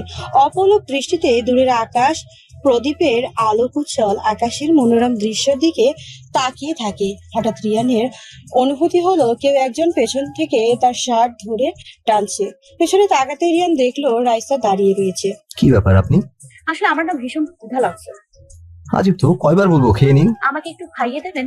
রাইসার উত্তরে রিয়ান বিরক্তিকর ভাবে বলল, মানে আমি আপনাকে খাইয়ে দেবো, এই প্রশ্নটা করার সাহস পেলেন কি করে? প্লিজ রাগ করবেন না, আসলে হাতে অনেক ব্যথা পেয়েছিলাম সেদিন আপনি যখন হাত চেপে ধরেছিলেন। তার উপরে আজকে পড়ে গিয়ে ব্যথাটা আরো বেশি বেড়ে গিয়েছে। রাইসার এমন আকুতি কণ্ঠের কথাগুলো শুনে রিয়ান একটু নিজেকে অপরাধী মনে করে রাইসাকে নিচু স্বরে বলে উঠল, খুব বেশি লেগেছে তাই না? হুম। সরি, আসলে রাগ হলে আমার মাথা ঠিক থাকে না। কি এখন খাইয়ে দেবেন না? ইয়ে মানে ওকে, দরকার নেই খাইয়ে দেওয়ার, আমি ঘুমোতে গেলাম। রাইসা বারান্দা থেকে অভিমান করে চলে যেতে চাইলে রিয়ান হাতটা ধরে বলে, এত অভিমান করার কি আছে? আর তাছাড়া না খেয়ে শুয়ে পড়লে তো পরে বলবেন ভাড়াটে বউ বলে খাবারও দিইনি। আসুন আসুন, খাইয়ে দিচ্ছি। এই বলে রিয়ান রাইসার হাতটা ধরে ওকে বিছানার উপরে নিয়ে বসায়। তারপর টেবিলের ওপর থেকে খাবারটা নিয়ে রাইসার মুখের সামনে খাবার তুলতে মেয়েটি নিজের চোখের জলগুলোকে হাজারো আটকাতে চেয়েও পারেনি। রিয়ান রাইসার চোখের পানি থেকে এক প্রকার রাগান্বিত স্বরে বলল, এতে কান্নার কি হলো? কেউ কি কখনো খাইয়ে দেয়নি? না, কখনো কেউ খাইয়ে দেয়নি। আপনার বাবা মাও কখনো আপনাকে খাইয়ে দেননি? বাবা মা থাকলে তো খাইয়ে দেবে। এই কি বলছেন আপনি? ইয়ে না, মানে কিছু না, আসলে ইমোশন হয়ে গেছি তো একটু, তাই আবল তাবল বলছি। যাই হোক, মুখের সামনে কি খাবারটা ধরে রাখবেন, খাওয়াবেন না? রাইসার আবদারে চলা ফেরায় আর কথাবার্তায় রিয়ান বারবার রিয়াকে খুঁজে পাচ্ছে। এক টুকরো সুখ পাচ্ছে, যে সুখটা 3 বছর আগে তার থেকে হারিয়ে গিয়েছিল। কোন কথা না বলে রিয়ান সমস্ত জড়তা দূর করে রাইসাকে খাইয়ে দিল। তারপর বলল, আপনি ঘুমান, আপনি? আমার কথা বাদ দিন। আর রাত আমার জন্য বড্ড বেশি যন্ত্রণাদায়ক। ও আমাকে ঘুমোতে দেয় না। আপনার কিসের এত কষ্ট? কষ্ট? আর আমি আসলে আমার কোনো কষ্ট নেই, শুধু হারিয়ে যাওয়া একজন মানুষকে ফিরে পাওয়ার প্রচন্ড ইচ্ছে হয়। আর কি বলুন তো, রাত যত গভীর হয় আমার এই খামখেয়ালি ইচ্ছাটা ক্রমশ আরো বেড়ে যায়। কাকে হারিয়ে ফেলেছেন যে ফিরে পেতে চান? রিয়ান তখন রিয়ার ছবিটাকে ইশারা করে বলল। ওই যে প্রেম বন্ধ মানুষটাকে একগাল হাসি নিয়ে আমার দিকে চেয়ে আছে। রাইসা অবাক দৃষ্টিতে তখন রিয়ার ছবিটার দিকে তাকিয়ে রইল আর নিজের অজান্তে বলে ফেলল। তুমি অনেক লাকি, অনেক অনেক বেশি। রাত 1টায় রাইসা শুয়ে পড়ে। বাইরে তখন প্রচন্ড বাতাস বইছিল আর সেই বাতাস জানালা দিয়ে প্রবেশ করে রাইসার শরীরকে বারবার শিহরিত করছে। রিয়ান তখন সোফায় বসে কি যেন গম্ভীর চিন্তায় মগ্ন রইল আর কিছু সময় পরপর রাইসার দিকে দেখছে ও ঘুমিয়েছে কিনা। এইভাবে 1:30 অবধি পার করার পর হঠাৎ রিয়ান উঠে দাঁড়ালো। তারপর ড্রয়ার থেকে এক প্যাকেট সিগারেট বের করে টেবিলের উপরে রাখলো। অতঃপর আলমারিটা গিয়ে খুললো। রিয়ানকে আলমারি খুলতে দেখেই রাইসা বুঝতে পারলো কেন আলমারি খুলছে। রাইসা উঠে বসলো। তারপর রিয়ানকে জিজ্ঞাসা করলো, আপনি কি এখন ড্রিঙ্ক করবেন? তা জেনে আপনি কি করবেন? আর তাছাড়া আপনি এখনো ঘুমাননি কেন? এই বলে রিয়ান ব্যস্ত হয়ে গেল মদের বোতলগুলো খুঁজতে। ঠিক তখনই রাইসা বলল, আপনি যা খুঁজছেন সেটা ওখানে নেই। রিয়ান রাইসার এইরূপ কথায় প্রচন্ড রেগে যায়। দুম করে আলমারিটা লাগিয়ে রাইসার কাছে এসে উঁচু গলায় বলতে লাগলো, আপনার সাহস হলো কিভাবে আমার জিনিসে হাত দেওয়ার? ওগুলো আমাকে দিয়ে দেন বলছি। না, আমি দিব না। দেখুন, এগুলো খাওয়া। Shut up, just shut up and please আমাকে ওগুলো দিয়ে দিন। আমি বলছি না আমি দিব না। ওকে ফাইন, দেয়া লাগবে না। আমি এক্ষুনি বাইরে যাব। বাইরে তো আর আপনি আটকাতে পারবেন না। রিয়ানের এইরূপ অতিরিক্ত বাড়াবাড়িতে রাইসা একটা মদের বোতল নিয়ে এলো। তারপর রাগান্বিত স্বরে রিয়ানকে জিজ্ঞাসা করলো, আপনি কি সত্যি এখন এসব ছাইপাশ খাবেন? হ্যাঁ, আমি লাস্ট বার জিজ্ঞাসা করছি, সত্যি খাবেন? আমিও লাস্ট অ্যান্ড ফাইনাল অ্যান্সার বলছি, ইয়েস ইয়েস, আন্ডারস্ট্যান্ড? রিয়ান কথাটা বলার পর রাইসা মুচকি হাসতে লাগলো। তারপর বলতে লাগলো, আপনি এটা খাবেন তাই তো? ওকে, দেখি আপনি খান কি করে। এই বলে রাইসা মদের বোতলটা খুলে বলল, আপনি যদি এটা খান তাহলে আমিও খাবো। রিয়ান অটো হাসি হেসে বলল, কি আপনি খাবেন? দেখি সাহস থাকলে খেয়ে দেখান তো। আমি কিন্তু সত্যি সত্যি খাবো। খান না, আপনাকে মানা করেছে কেউ? কথাটি বলা মাত্রই রাইসা মদের বোতলটা খুলেই এক ঢোক মুখে নিয়ে নিল। অতঃপর না খেয়ে গাল দুটো ফুলিয়ে অবাকভাবে রিয়ানের দিকে তাকিয়ে রইল। রিয়ান রাইসার এই অবস্থা দেখে অবাক হয়ে গেল। এ কি, আপনি সত্যি সত্যি নিন, এবার গিলুন তো দেখি খেতে পারেন কিনা। রাইসা রিয়ানের কথাগুলো শোনা মাত্রই মুখে যেটুকু মদ নিয়েছিল তা পুরোই রিয়ানের মুখে ছুঁড়ে ফেললো। ইয়া, কি বিশ্রী গন্ধ, কি বিশ্রী স্বাদ। আপনি এটা খান কি করে? এই ইউ, কি করলেন? আমার মুখে ছুঁড়ে মারলেন, তাও আবার আপনার মুখেরটা। এই বলে রিয়ান প্রচন্ড ক্ষেপে রাইসার হাতটাকে চেপে ধরতেই দেখে রাইসা হাসছে। এ কি, আপনি হাসছেন কেন? রাইসা রিয়ানের শার্টের কলার ধরে বলে, এই হট টেম্পারেচার আমার মাথাটা কেমন জানি বন্ধন বন্ধন করে ঘুরছে। এই এসব কি বলছেন? আমি আমি এটা খাবো। এই বলে রাইসা বোতলটা নিয়ে গড়গড় করে খেতে লাগলো। রিয়ান রাইসার হাত থেকে বোতলটা নিয়ে কোনোভাবে ওকে সামলালো। বোতলটা নিয়ে আনমনে অবশ শিশুর মতো রাইসা রিয়ানকে শক্ত করে দুহাত দিয়ে ধরে বলে উঠলো, এই ছেলে, তুই এমন কেন? সারাদিন এত রাগ করিস কেন? এ কি, আপনি আমাকে তুই বলছেন? গেছে গেছে, কেন যে খেতে বললাম। এই তো দেখি সত্যি সত্যি খেয়ে ফেললো। হাসছেন কেন পাগলের মতো? রাইসা রিয়ানকে জড়িয়ে ধরে বলল, হাসবো না। এই, তুই জানিস না বউকে আপনি বলতে নেই, তুমি বলতে হয়। না, একে আর বেশিক্ষণ এইভাবে রাখা যাবে না, না হলে পরে বিপদ হতে পারে। রাইসা রিয়ানের গালে আলতো করে একটা থাপ্পড় দিয়ে খিলখিল করে হাসতে লাগলো। রিয়ানও তখন ওকে কন্ট্রোল করার জন্য ও পাগলের মতো হাসতে লাগলো। রাইসা বাচ্চাদের মতো কাঁদতে কাঁদতে তখন বলল, এই টেম্পারেচার, তুই সকালে আমায় চাউলের মস্ত বলে ফেলেছিস, এখন তুই আমায় কোলে নিবি? হ্যাঁ নয় হ্যাঁ, না হলে আমি আমি আপনি কি করবেন? আমি আমি এখন সোজা মায়ের কাছে চলে যাব। এই না, নিচ্ছি, করে নিচ্ছি। রিয়ান বিরক্তিকর ভাবে নিজেই নিজেকে বলতে লাগলো। বুঝ রিয়ান, চাউলের বস্তা বলা এখন কতটা কষ্ট করতে হচ্ছে। এই বলে রিয়ান রাইসাকে কোলে নিল। রাইসাকে কোলে নেওয়া মাত্রই রাইসা উচ্চস্বরে হাসতে লাগলো আর বাচ্চাদের মতো ন্যাকামি করতে করতে বলল, এই ছেলে, তোর কিসের এত কষ্ট? তুই কেন এসব খাস? রাইসার প্রশ্নটা শুনে রিয়ান অনেকক্ষণ রাইসার দিকে তাকিয়ে রইল। তারপর বলল, জানি না, বুকের মাঝখানটায় ব্যথা করে বিঠায় খাই। একটু তোর কষ্টের ভাগটা আমায় দিবি? রিয়ান কোনো উত্তর দিল না, শুধু পার রাইসার দিকে তাকিয়ে রইল। তারপর রিয়ান রাইসাকে গিয়ে বিছানায় শোয়ালো। দেখুন আপনি। কথাটি বলা মাত্রই রাইসা একটা থাপ্পড় দিয়ে বলল, এই ছেলে, আবার আপনি? তুমি তা আমি বলি কি, তুমি একটু এখন ঘুমাও। আর হ্যাঁ, সকালে তোমার সাথে আমি কথা বলবো, ঠিক আছে? ওকে, আমি ঘুমাই। রাইসা রিয়ানের কথায় মানিয়ে যাবার রিয়ান দীর্ঘশ্বাস ফেলে বলে উঠল। যাক বাবা, বাঁচলাম। কিন্তু পরক্ষণে রিয়ানের দীর্ঘশ্বাসটা নিস্তব্ধ হয়ে যায়। নিচের দিকে তাকাতেই রিয়ান দেখে রাইসা ওর হাঁটুতে মাথা রেখে ওর হাতটাকে শক্ত করে আঁকড়ে ধরে ঘুমের দেশে ডুব দিয়েছে। বাইরে তখন ঝিঝি পোকার ডাক আর হিমহিম বাতাস নিশ্চুপ পরিবেশে রিয়ানকে বাধ্য করলো রাইসার এভাবে ঘুমিয়ে থাকাটাকে উপভোগ করতে। রিয়ানও তখন মায়া দৃষ্টিতে রাইসার মুখের দিকে চেয়ে রইল।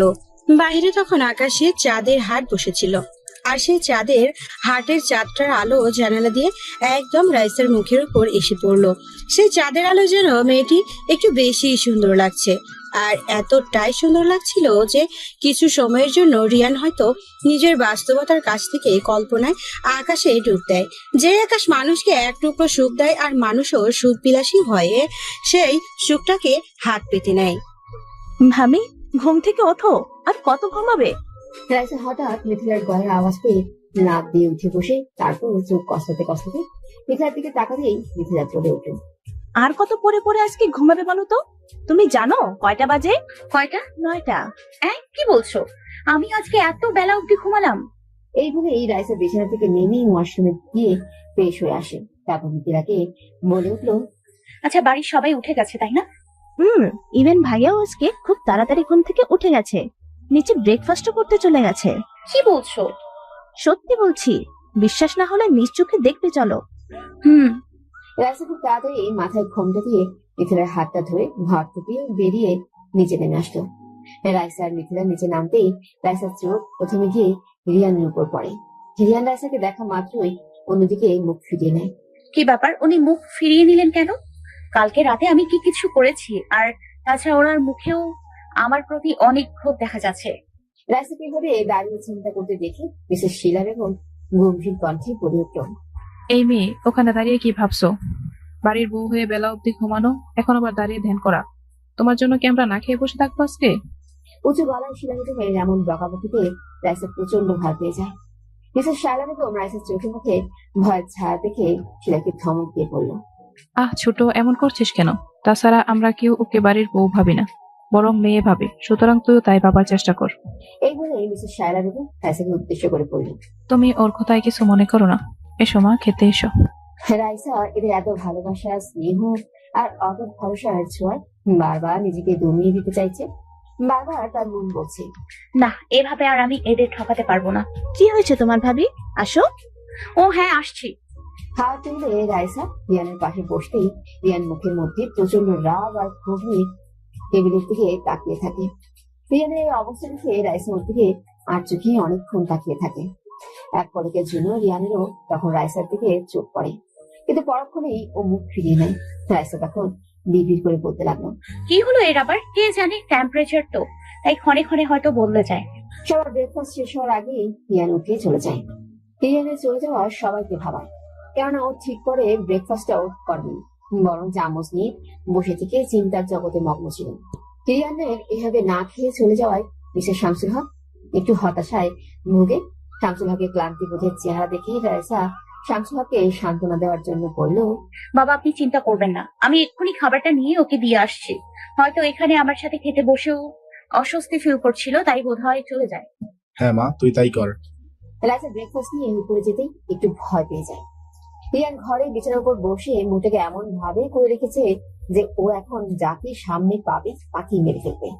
একটু ভয় ভয়ে রাইসা রুমে ঢুকেই বলে উঠলো, কি হলো, আপনি না খেয়ে চলে আসলেন কেন? রিয়ান কোনো উত্তর না দেওয়ায় রাইসা খাবারটা টেবিলের উপর রেখে রিয়ানকে বলল, কি হলো আপনার, আমাকে বলুন। রাইসা কথাটি বলা মাত্রই রিয়ান উঠে দাঁড়ালো। চোখে মুখে একটা রাগ আর অভিযোগ নিয়ে রাইসার দিকে ক্রমশ এগিয়ে যেতে লাগলো। রিয়ানের এভাবে এগিয়ে আসতে থাকা আর ওর চোখে মুখে রাগ দেখে রাইসা আবারও ভয় ভয় বলল, আপনার কি হয়েছে? কি করছেন আপনি? রাইসা রিয়ানের ভয় এক পা করে পিছাতে পিছাতে হঠাৎ দেয়ালের সাথে ঘেঁষে যায়।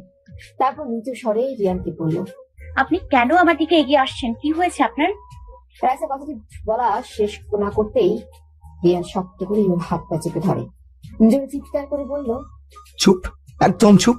রিয়ান এতটা জোরেই রাইসার হাতটা চেপে ধরলো যে প্রচন্ড ব্যথায় রাইসা কান্না করে দিল। দেখুন আমি ব্যথা পাচ্ছি, প্লিজ ছাড়ুন।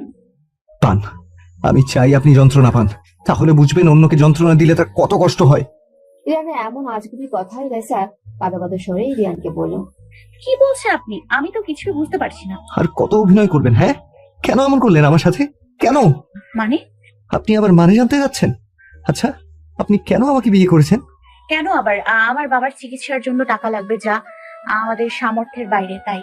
মিথ্যে কথা বলছেন আপনি, মিথ্যে কথা। জাস্ট শাট আপ, বিকজ আপনার এই মিথ্যে কথায় কোনো লাভ হবে না। আমি সব জেনে ফেলেছি। রিয়ানের মুখ থেকে এমন কথা শুনে ভয়ে রাইসা বলে উঠল। কি কি কি কি জেনে ফেলেছেন? আমি জেনে ফেলেছি যে আপনি সাইফ মামার একমাত্র ভাগ্নি। কি বলছেন এসব? উনি তো আমাকে শুধু টাকার জন্য আপনাকে বিয়ে করতে সাহায্য করেছেন, তাই আমি ওনাকে এমনি মামা বলে ডাকি, যেমন আপনিও ডাকেন। ও তাই? তাহলে উনি নাম্বার আপনার ফোনে মামা দিয়ে সেভ করা কেন? এন্ড উনি কেন আপনাকে সকালে ফোন দিয়ে বলবে? রাইসা মা, একটু হসপিটালে আয় তো, একজন পেশেন্টের ব্যাপারে তোর সাথে কথা আছে। আপনি যদি ওনার কেউ না হন তাহলে তাহলে কেন আপনার সাথে এইভাবে আচরণ করবে? আর একজন পেশেন্টের ব্যাপারে আপনার সাথে আবার কিসের কথা, যদি আপনি একজন গরিব লোকের মেয়ে হন যে বাবার চিকিৎসার জন্য আমাকে বিয়ে করেছেন? ফরচুনেটলি ফোনটা পিক করায় আপনার রহস্যের আমি উদ্ঘাটন করতে পেরেছি। মানে? আর মানে করবেন না। আপনি কে বলুন প্লিজ? রিয়ানের এমন আকুতিতে রাইসা অবাক দৃষ্টিতে ওর দিকে তাকিয়ে থাকে, তারপর দীর্ঘ নিঃশ্বাস ফেলে পড়ে ওঠে। হ্যাঁ, আপনি ঠিকই ধরেছেন। আমি ডক্টর সাইফের একমাত্র ভাগ্নি রাইসা, আর এছাড়া ও আমার আরেকটা পরিচয়, আমি পেশায় একজন সাইকোলজিস্ট। রিয়ান রাইসার হাত ছেড়ে দেয়। রাইসার কথাটা শুনে যেন রিয়ানের পুরো পৃথিবীটা অন্ধকার হয়ে যায়। নিচের দিকে তাকিয়ে থাকে, তারপর রাইসাকে বলল। কেন তাহলে আমাকে বিয়ে করেছেন? রাইসা রিয়ানের এই অবস্থা থেকে অনেকটা আবেগময় ভাবে বলল। ছোটবেলায় মা বাবার মারা যাওয়ার পর মামাই আমার সব। মামার আদর, নৈতিকতার শিক্ষায় আমি বড় হয়েছি। ছোটবেলা থেকে আমি মানুষকে রিয়েলাইজ করার চেষ্টা করতাম, ইভেন সব সময় চাইতাম মানুষের হতাশার কারণটা উদ্ঘাটন করা আর তা নিঃশেষ করার। আর তাই পেশাটাকে নিজের কৌতূহলের সাথে খাপ খাইয়ে বেঁচে নিলাম। আমার মামা হচ্ছে সত্য সততার পথের মানুষ, আর তার নিজের পেশাটা তার কাছে নিজের জীবনের চেয়েও বেশি সম্মানের। আর পেশেন্টের হচ্ছে তার কাছে তার প্রাণ, তাই পেশেন্টের সমস্যায় সে নিজের জীবনটাও দিতে বৃথা করবেন না। আমার মামা শুধুমাত্র একমাত্র আপনাদেরই পারিবারিক ডাক্তার, আর সেই কারণে আমার মামা আপনাদের নিজের আত্মীয় হিসেবে মনে করে।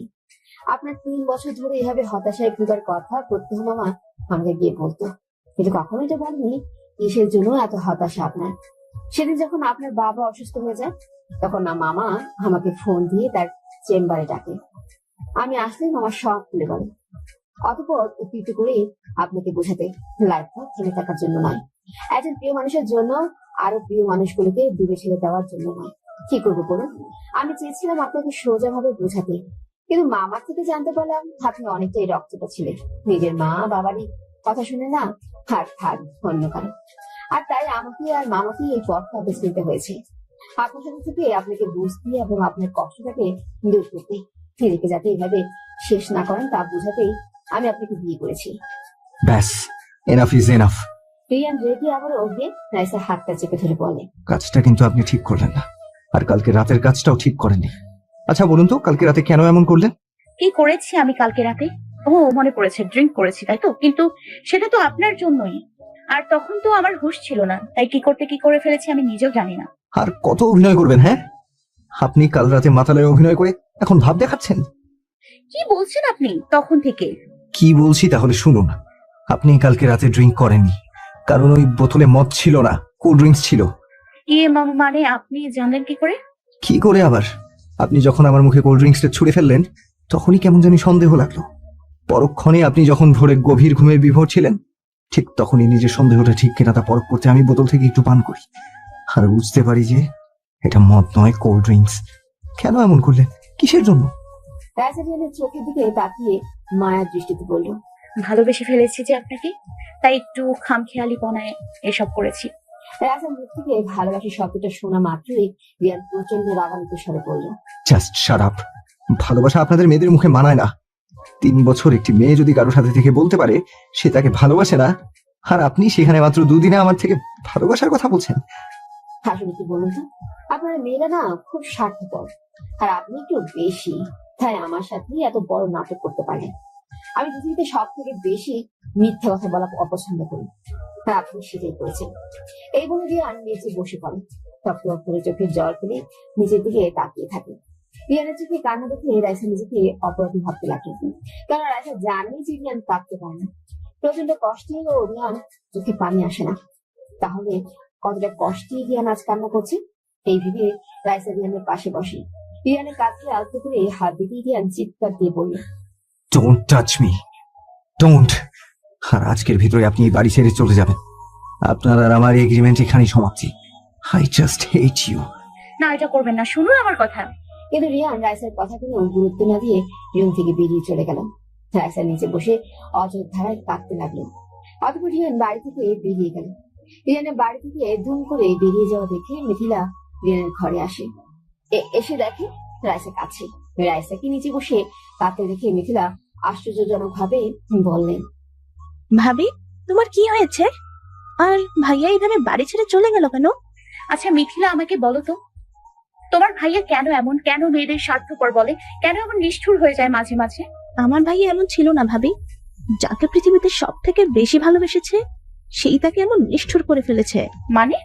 মানে হলো, এই বলতে হঠাৎ মিথিলা রাইসের হাতের দিকে চোখ পতিয়ে দেখে রাইসের হাতে আঙুলে 3টে দাগ। একই ভাবি, তোমার হাতে কি হয়েছে? ও কিছু না, তুমি আগে বলো তোমার ভাইয়া কোথায়? কোথায় আবার? যেখানে প্রতিদিন গিয়ে বসে থাকে সেখানে। বিগ বস রেস্টুরেন্টের পাশে 3 রাস্তার মোড়ে বসে আছে। ওখানেই তো সারাদিন থাকে, কারণ ওখানে বসেই ওই ছবিটিতে যে মেয়েটিকে দেখছো তার অস্তিত্বটা অনুভব করতে পারে। এক মুঠো সুখ আর পুরনো সুখময় অতীতের স্মৃতি খুঁজে পায়। দিনটা এভাবেই প্রতিদিন পার করে দেয় ভাইয়া। তারপর দিন শেষে রাতে 4 দেয়ালের মাঝে নিজেকে লুকিয়ে রাখে। গত 3 বছর ধরে এটাই ভাইয়ার জীবনের ইতিহাস। ও তুমি ভেবো না, দিন শেষে ঠিকই কালকের মতো বাড়ি ফিরে আসবে। কিন্তু তোমার কি হয়েছে? আর তাছাড়া ভাইয়াকে যাওয়ার সময় চোখ মুখ তো লাল দেখেছি কেন? কিছু না মিথিলা, প্লিজ আমাকে একটু একা থাকতে দাও প্লিজ। মিথিলা চলে যাওয়ার পর রাইসা একা ঘরে অনেকটা সময় বসে থাকে, প্রচুর কান্নাও করে। কিন্তু কেন সে নিজেও জানে না। তার জন্য কাঁদে? রিয়ানের জন্য, যে অন্য কারো ভালোবাসার আবেশে নিজেকে আবিষ্ট করে রেখেছে? না, এখানে একদম ভাববো না। এত একটা স্বার্থপর শুধু আমাকে কষ্টই দিচ্ছে, তাহলে কেন ভাববো ওর কথা? রাইসা এরকম নানা কথা বলে নিজেকে কোনো এক ভাবে কন্ট্রোল করে রুম থেকে বেরিয়ে এলে তারপর বাড়ির সবার সাথে হাসি খুশিতে দিনটা পার করে দিল। একটি বারের জন্য কাউকে বুঝতে দিল না ওর কষ্টটা। কেননা রাইসা এই মানুষগুলোর মুখের হাসিটা দেখে তার কষ্টটাকে আড়াল করে রাখে। শুধু একটা ভাবনা এই রাইসার, রিয়ানের সেই কথাটি। আজকের ভেতরে চলে যেতে, তাহলে আমি কি হেরে গেলাম? বাবাকে যে বলেছিলাম ওকে আবার আগের জীবনে ফিরিয়ে দিব, তার আমি কি করতে পারবো না? সারাদিন রিয়ানের ভাবনা করতে করতে রাইসা দিনটা পার করে দিল। দিনের আলো ডুবে আকাশে রাতের তারা দেখা দিয়েছে, কিন্তু রিয়ানের তাও কোনো খোঁজ নেই।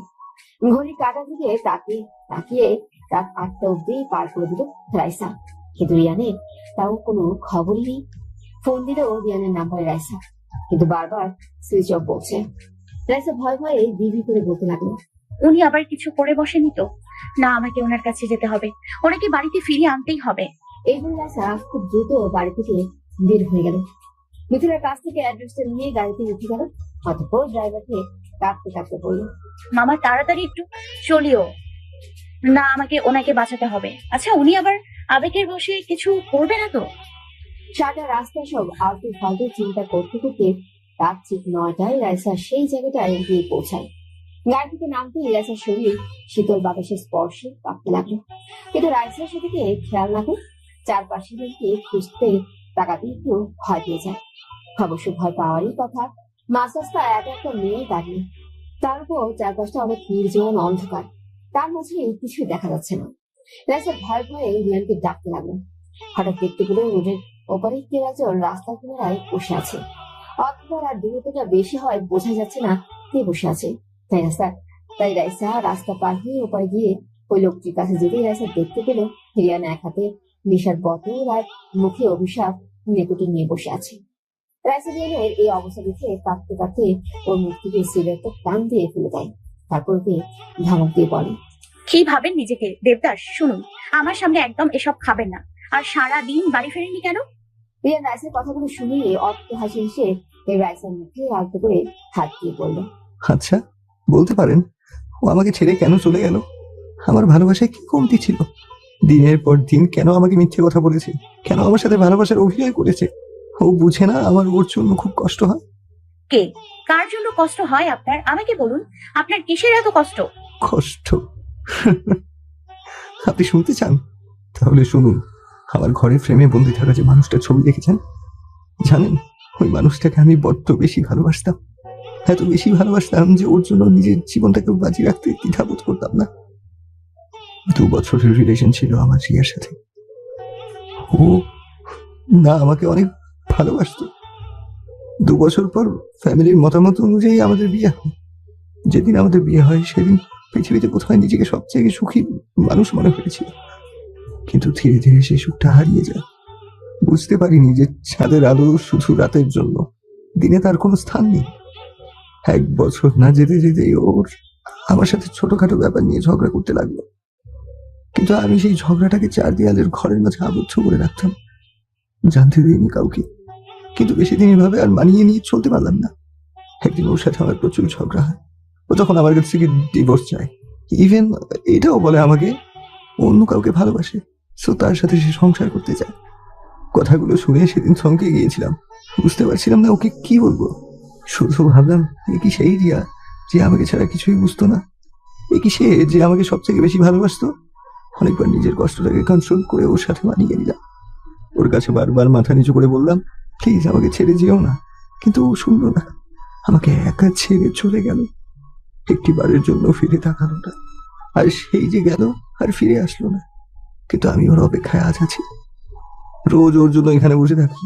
কেননা আমাদের যখন রিলেশন ছিল তখন আমরা এখানেই সব থেকে বেশি সময় কাটাতাম।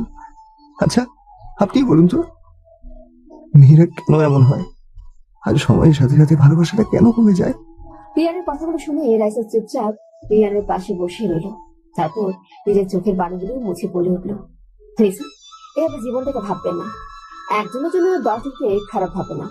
রাস্তা দিয়ে প্রতিদিন কলেজ যাওয়া মেয়েটিকে যখন রাস্তার বখাতে ছেলে ইফটিজিং করে, তখন সেই মেয়েটি যদি ভাবেই যে সব ছেলে এক, তাহলে রোজ এসে যে বাবার করে বসে নিজের সারা দিনটা কেমন গেছে তা প্রকাশ করে, তাকে তো সে ওই বখাতেদের তালিকায় ভাবতো। আর ভালোবাসা তা কখনোই এই সময়ের সাথে কমে না, বরং একটু একটু করে বাড়ে। আর কি বলুন তো, আসলে ভুলগুলো আমাদেরই হয়, আর তা আমরা অন্য কারোর উপর চাপিয়ে দিই। আসলে আমরা যখন সত্যিকারের ভালোবাসি কাউকে, তখন আমরা নিজেদের অজান্তেই ভালোবাসার মানুষটিকে নির্বাচন করতেই ভুল করে ফেলি। আর এই ভুলের কারণে আমরা পরিশেষে কষ্ট পাই, যেমন আপনি এখন পাচ্ছেন। আর কেন জীবনটাকে এমন ভাবে থামিয়ে দিতে চাচ্ছেন?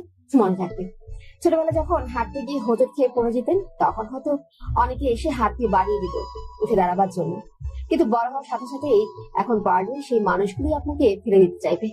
কিন্তু উঠতে হবে আপনার নিজেকে একাই। আর তার জন্য আপনি নিজেকে শেষ করছেন যে আপনাকে ছাড়া দিব্যি সুখে আছে। একবার ভাবুন তাদের কথা, যারা আপনার চিন্তায় ক্রমশ নিজেদের সুখটাকে হারিয়ে ফেলছে। রিয়া নিশ্চয় ভাবে রাইসার কথাগুলিতে কোনোভাবে গুরুত্ব না দিয়ে ক্রমাগত মত পেতে লাগলো। রাইসা রিয়ানের এই অবস্থা দেখে রিয়ানকে রাগি মাখা কণ্ঠে বলল, এত কিছু বলার পরও আপনি এসব খাচ্ছেন, ছাড়ুন। এই বলে রিয়ানের হাত থেকে রাইসা মদের বোতলটা দিতে চাইলে রিয়ান রাইসাকে জোরে সুরে একটা ধাক্কা দিয়ে বলে উঠল, প্লিজ আপনি এখান থেকে চলে যান, প্লিজ। না, আমি যাব না। আর আপনি যদি এখন এই মদের বোতলটা না ফেলে দেন, তাহলে আমি সারা জীবনের জন্য চলে যাব আর ফিরে আসবো না। না, আমি পালাবো না। আর চলে যান আপনি। চলে গেলে আমার কিছু যায় আসে না। ঠিক বলছেন তো? আমি কিন্তু সারা জীবনের জন্য চলে যাব। যান প্লিজ, লিভ মি অ্যালোন। এই বলে রিয়ান মদ খেতে লাগলো। রাইসা এক পা করে পিছিয়ে চলে যেতে লাগলো। তারপর রাইসা তার নামাখা কণ্ঠে রিয়ানকে বলল, ভালো থাকবেন। কিন্তু রিয়ান রাইসার কথাটি না শোনার ভান করে মদ খেতে লাগলো ক্রমশ। হঠাৎ সব নিশ্চুপ হয়ে গেল, আবহাওয়া ভারী হয়ে গেল। শুধু একটু দূর থেকে একটা গাড়ির হর্ন বাজানোর আর একটা চিৎকারের শব্দ রিয়ানের কানে আসলো। পেছনে ফিরে তাকাতেই রিয়ান দেখতে পেল রাইসা নিচে পড়ে আছে, প্রচন্ড রক্ত চারপাশে, আর একটা গাড়ি খুব দ্রুত চলে যাচ্ছে। দৃশ্যটি দেখে রিয়ান মদের বোতলটা হাত থেকে ফেলে দিল। অবাক দৃষ্টিতে দূর থেকে রাইসার মুখের দিকে চেয়ে দিল। আর বারবার রিয়ানের যেন মনে হলো বাতাসটাও তখন তাকে বলছে ভালো থাকবে। অদ্ভুত দৃষ্টিতে রিয়ান রাইসার দিকে তাকে ধুম করেই বসে পড়লো আর বারবার বুকটিকে চেপে ধরলো। পাগলের ন্যায় ক্রমাগত বলতে লাগলো, না, এটা হতে পারে না, এ চলে যেতে পারে না, একে বাঁচতে হবে, বাঁচতে হবে। রিয়ান চোখের জলগুলো মুছে বসে না থেকে দৌড়ে রাইসার কাছে গিয়ে ওকে কোলে নিল। কাঁপা কাঁপা কণ্ঠে বারবার বলতে লাগলো, এই মেয়ে, চোখ খুলো, এই দেখো আমি তোমাকে কোলে নিয়েছি, আজকে আর চাউলের বস্তা বলে ফেলে দিব না, প্লিজ চোখ খোলো। আরে আমাকে তোমার ঠিক করতে হবে না, তোমার যে এখনো অনেক কাজ আছে, এভাবে চলে যেও না। কিন্তু রাইসার কোনো সাড়া না পেয়ে ধীরে ধীরে ছেলেটিও নিশ্চুপ হয়ে গেল। বুঝে ফেললো মেয়েটি ওর কথাটা রাখার জন্য দূরে চলে গেল। চারপাশে আবহাওয়া ধীরে ধীরে আরো অন্ধকারে আড়ালে লুকিয়ে যাচ্ছে। আকাশ বারবার আটকে করছে। বৃষ্টির স্পর্শের জন্য প্রকৃতির মাঝে গম্ভীরতার প্রকাশ পাচ্ছে। এমন অবস্থায় রিয়ান নিজের আবেগকে কন্ট্রোল করে চারপাশে তাকিয়ে বলতে লাগলো, না, এভাবে আর দাঁড়িয়ে থাকলে হবে না, আমি ওকে নিয়ে হসপিটালে যাব, ওকে বাঁচতেই হবে। এই বলে রিয়ান তাড়াতাড়ি রাইসাকে নিয়ে গাড়িতে উঠে বারবার ড্রাইভারকে উদ্দেশ্য করে বলতে লাগলো, এই তুমি তাড়াতাড়ি চালাও প্লিজ, ওকে ওকে আমি কোথাও যেতে দেবো না। এই ইউ, আমার সাথে ঝগড়া করবে না, লিসেন, আমার ভুল হয়েছে, প্লিজ ফিরে এসো। ড্রাইভার ও রাইসার এই অবস্থা দেখে খুব দ্রুত গাড়ি চালাতে লাগলো। কিন্তু রিয়ানের মনে হচ্ছে পথটা যেন আজ শেষই হচ্ছে না। আসলে আমাদের লাইফে আমরা এমন কিছু সিচুয়েশনে পড়ি যখন আমাদের অপেক্ষার প্রহরটা অধিক হয়, কিন্তু অপেক্ষা করার ইচ্ছেটা স্বল্প থাকে। তাই তখন আমাদের মনে হয় সময়টা খুব ধীর গতির। যাই হোক, অবশেষে রিয়ানের অপেক্ষার প্রহরটা শেষ হয়। রাইসাকে নিয়ে হসপিটালে আসতেই দূর থেকে সাইফ রিয়ানের কোলে রাইসাকে দেখা মাত্রই দৌড়ে আসলো। তারপর চিৎকার দিয়ে রিয়ানকে পাগলের মতো জিজ্ঞাসা করতে লাগলো, ওর কি হয়েছে? ওর শরীরে তো রক্ত কেন? Nurse, nurse! সাইফের এরূপ চিৎকারে রাইসাকে নার্সটা এসে ক্যাবিনে নিয়ে গেল। আর রিয়ান অবাক দৃষ্টিতে হাতের মধ্যে লেগে থাকা রাইসার রক্তগুলোর দিকে তাকিয়ে চোখের জলগুলো টপটপ করে ছেড়ে দিল। নিজের চোখের জলগুলো যখন গাল দিয়ে নিচে পড়তে লাগলো, তখন বিস্মিত কণ্ঠে নিজেকে বলতে লাগলো, আমি কাঁদছি, আমি রিয়ান হক কাঁদছি। এই মেয়ে, কই তুমি? তুমি সফল হয়েছো, এই দেখো রিয়ান হক তার জমাটবদ্ধ কষ্ট থেকে এক পশলা বৃষ্টির স্পর্শে আজ মুক্ত পেয়েছে। কই তুমি, কই? Please come back. রিয়ানের পাগলের মতো এরূপ আচরণ আর ওর চোখের জল দেখে সাইফ অনেকটা বেশি অবাক হয়। রিয়ানের কাছে এসে ওর মাথায় হাত দিয়ে বলে উঠলো, রিয়ান, ওর কি হয়েছে? রাইসা কেন কথা বলছে না? রিয়ান সাইফের প্রশ্নগুলো কোনো উত্তর না দিয়ে নীরবতা আড়ালে বসে শুধু অঝোর ধারায় চোখের জল ফেলতে লাগলো। সাইফ রিয়ানের এই অবস্থা দেখে ওর সাথেই আর কথা না বলে সোজা রাইসার কাছে চলে গেল। আর এদিকে রিয়ান নিজেকে কোনোভাবেই কন্ট্রোল করে মিস্টার শামসুল হককে ফোন দিল আর রাইসার অ্যাক্সিডেন্টের ব্যাপারটা বললো। 8 ঘন্টার ভিতরে রিয়ানদের বাড়ির সবাই চলে আসলো। মিথিলা এসে রিয়ানকে জড়িয়ে ধরে কাঁদতে কাঁদতে বলল, ভাইয়া, কিভাবে ভাবির এই অবস্থা হয়েছে? রিয়ান মিথিলার প্রশ্নতে কোনো উত্তর দিতে পারল না। অবশ্য দিবেই বা কি হবে, কারণ সত্যটা জানো তো মিস্টার শামসুল হক এখন আবার হয়তো অসুস্থ হয়ে পড়বে। রিয়ান মিথিলার প্রশ্নটিকে অবহেলা করে দেয়ালের সাথে ঘেঁষে বসে রইল আর ভাবতে লাগলো, কেন আমি এত ভেঙে পড়ছি? কিসের জন্য? কার জন্য? কে হয় ও আমার? আমি কেন কাঁদছি? আমি তো কখনো কাঁদতে পারতাম না। সেদিনও তো এক ফোঁটাও জল পড়েনি যেদিন রিয়া আমাকে ছেড়ে চলে গিয়েছিল। তাহলে আজ কেন চোখ দুটো আমার এত কষ্ট দিচ্ছে? কেন? কিছু সময় পর হওয়ার পর সাইফ রিয়ানের কাছে আসলো। রিয়ান সাইফকে দেখা মাত্র এই মুখটা নিচু করে ফেলল, কেননা বারবার তার নিজেকে অপরাধ মনে হচ্ছে। সাইফ আসা মাত্রই সবাই জিজ্ঞাসা করতে লাগলো, রাইসা কিন্তু কেমন আছে? সাইফ কোনো উত্তর না দিয়ে রিয়ানের দিকে তাকে এক প্রকার কষ্টের হাসি হেসে রিয়ানকে উদ্দেশ্য করে বলল, সবাই তো জিজ্ঞাসা করলো রাইসের কথা, কই তুমি তো রিয়ান জিজ্ঞাসা করলে না? কি জানতে চাইবে না ওর কথা, নাকি আজও নিষ্ঠুরতার পরিচয় দিয়ে যাবে? রিয়ান তখনও কোনো কিছু বলল না। মিথিলা তখন বলতে লাগলো, ডক্টর, ভাইয়া এখন স্বাভাবিক নয়, প্লিজ বলেন না ভাবি কেমন আছে?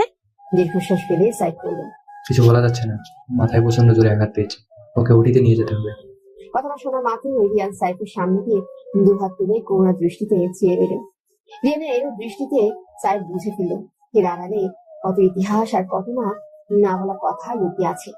সাইফ মুচকি হাসি দিয়ে রিয়ানের হাত দুটো আঁকড়ে ধরে শান্ত কণ্ঠে নেক নিঃশ্বাস ফেলে বলে উঠল, চিন্তা করো না। রিয়ান এমন একটা সিচুয়েশনেও সাইফে এমন শান্ত মানুষটাকে দেখে বুঝতে পারলো পৃথিবীতে এখনো কিছু মানুষ আছে যারা নামে নয় শুধু কর্ণ একজন সত্যিকারের হিউম্যান। সাইফ রাইসাকে ওটিতে নিয়ে যাওয়ার সময় রিয়ান ওর চেহারার দিকে এক দৃষ্টিতে তাকিয়ে রইল। ওর মায়াবী নিষ্পাপ চেহারাটা যেন রিয়ানকে তখনও বলছিল ভালো থাকবেন। ওটিতে নিয়ে যাওয়ার পর রিয়ান ওটির সামনে দাঁড়িয়ে বারবার ভাবতে লাগলো, আমার কেন এত কষ্ট হচ্ছে? ও তো আমার কেউ নয়, তাহলে কেন বারবার ওর খামখেয়ালি কণাগুলো আমার চোখের সামনে ভাসছে? ওটি দরজা লাল বাতিটার দিকে তাকিয়ে রিয়ান অপেক্ষার প্রহর গুনতে লাগলো।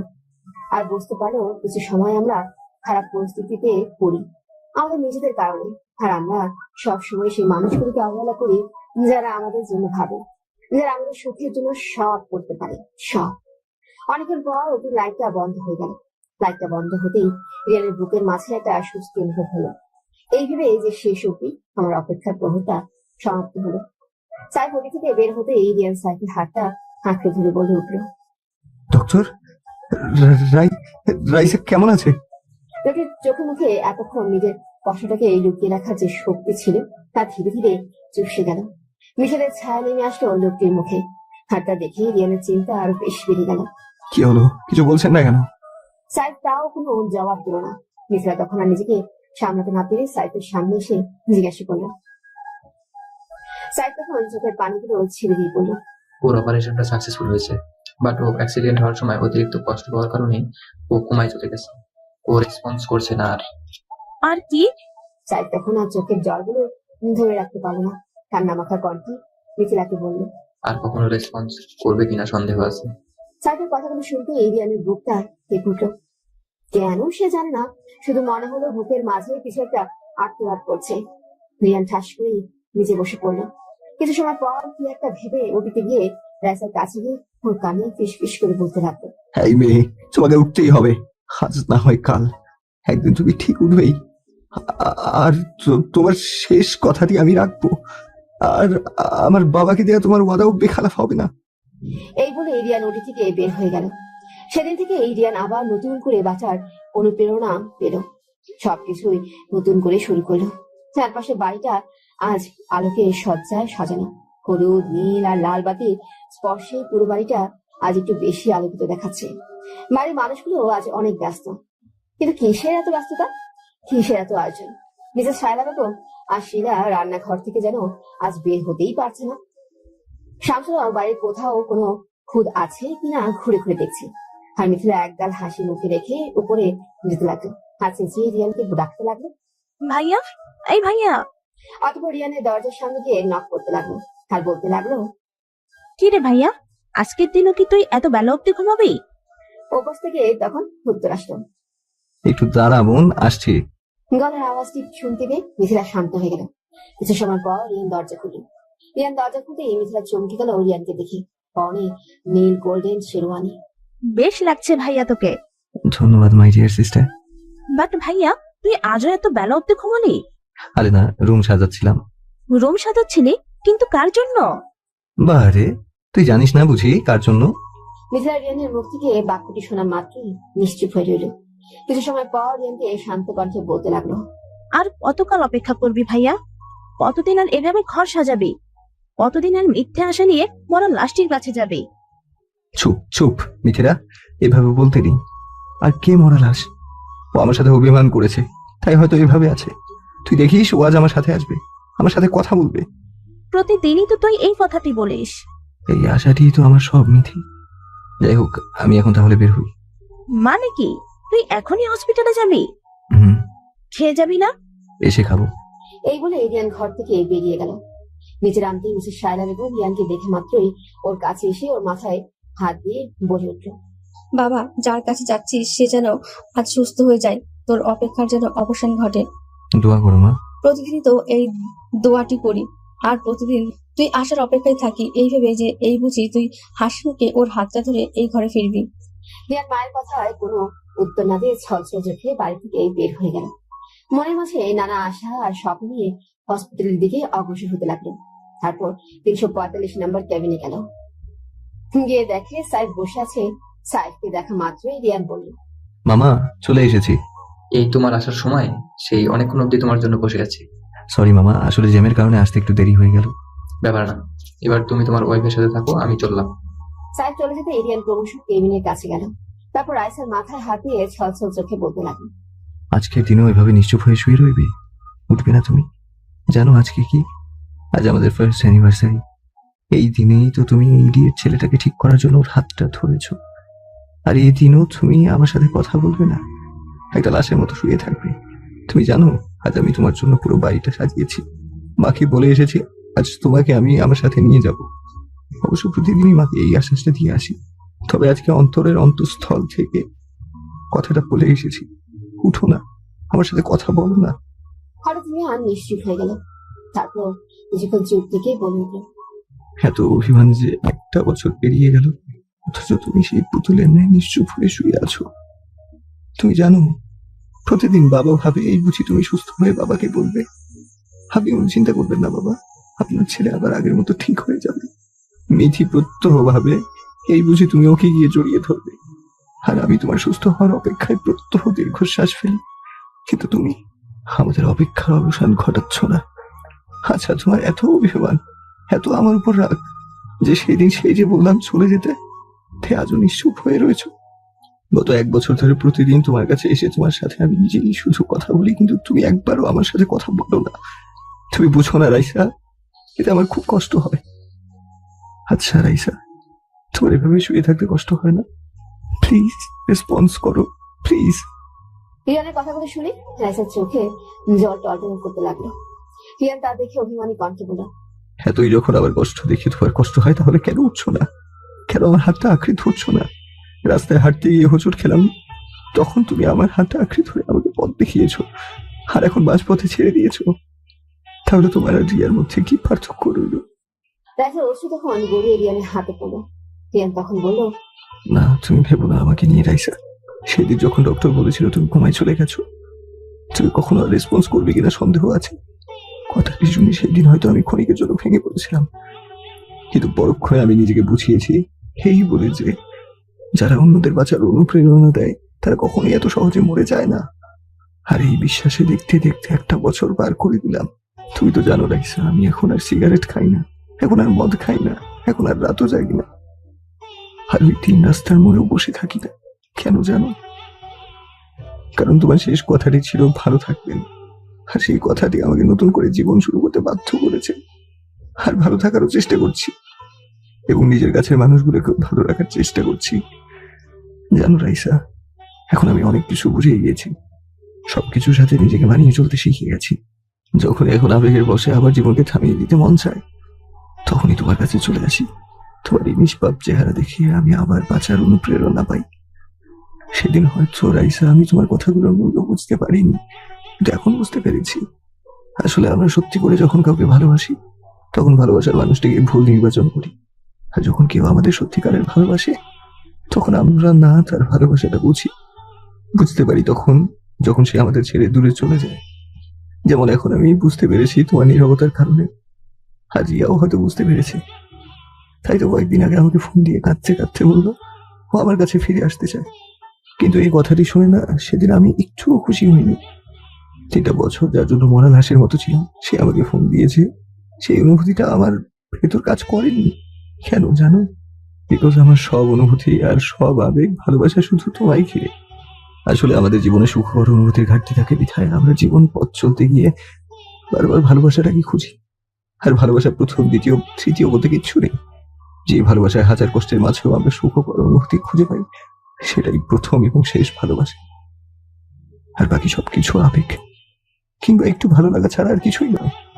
আজ মনে হচ্ছে সেদিন রিয়া আমাকে ছেড়ে চলে গিয়েছে অনেক ভালো করেছে। কেননা এই পৃথিবীতে এমন অনেক স্বামী স্ত্রী আছে যাদের ভেতর ভালোবাসা শব্দ নেই, কিন্তু সমাজ ব্যবস্থার কারণে একজন আরেকজনের সাথে মিথ্যে অভিনয় করে জীবনটা পার করে দিচ্ছে। কিন্তু রিয়া আমার সাথে সেই নাটকটা করতো না। যদি করতো তাহলে কখনোই জানতেই পারতাম না যে ও আমাকে কখনো ভালোই বাসেনি। আমি শুধুমাত্র ওর আবেগ ছিলাম, যার মেয়াদ ছিল 3 বছর।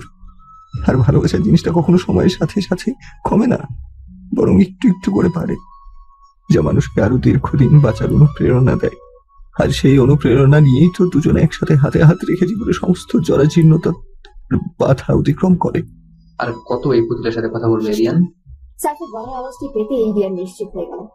কিছু সময় রাইসার দিকে তাকিয়ে থেকে বলে উঠল, যতদিন ও রেসপন্স না দেয়। ওরা রেসপন্স, এই আশা নিয়ে তো 1 বছর পার করেই দিয়েছো। যাও বাড়ি যাও। এই বলে সাইড চলে গেল।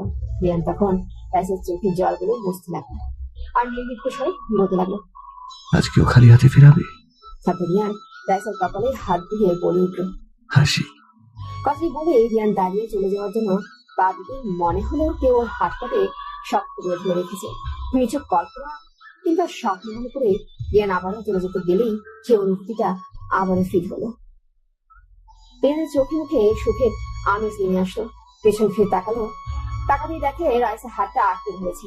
রিয়ান ব্যাপারটা বিশ্বাস করতে পারে না, তাই রাইসার মাথার পাশে গিয়ে বসে চোখ দুটো বন্ধ করলো নিছক স্বপ্ন ভেবে। হঠাৎ মনে হলো যে তাকে বলছে, নিয়ে যাবে না আমায় তোমার সাথে? কৌতূহলে বসে চোখ খুলতেই রিয়ান দেখলো রাইসা ওকে কথাটি বলছে। ব্যাপারটা দেখে রিয়ান জোরে জোরে শ্বাস ছাড়লো, আর সে এক একটা শ্বাস ছিল রিয়ানের 1 বছরের অপেক্ষার প্রহর গুণার প্রমাণ। রিয়ান রাইসের কপালে আলতো করে একটা চুমু দিয়ে বলল, 1 বছর পর আমার অপেক্ষার সমাপ্তি হলো। রাইসা, আমি কি কোনো স্বপ্ন দেখছি?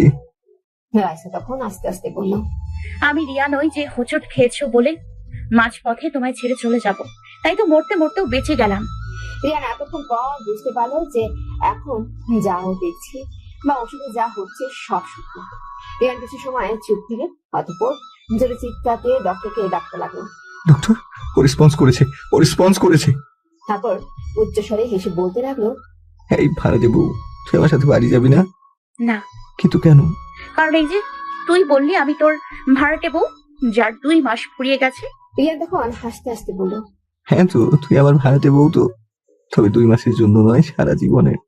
এই বলে রাইসার হাতটা আরো শক্ত করে আঁকড়ে ধরলো, যাতে হারিয়ে না যায়। তারপর রিয়ান কাঁদতে লাগলো।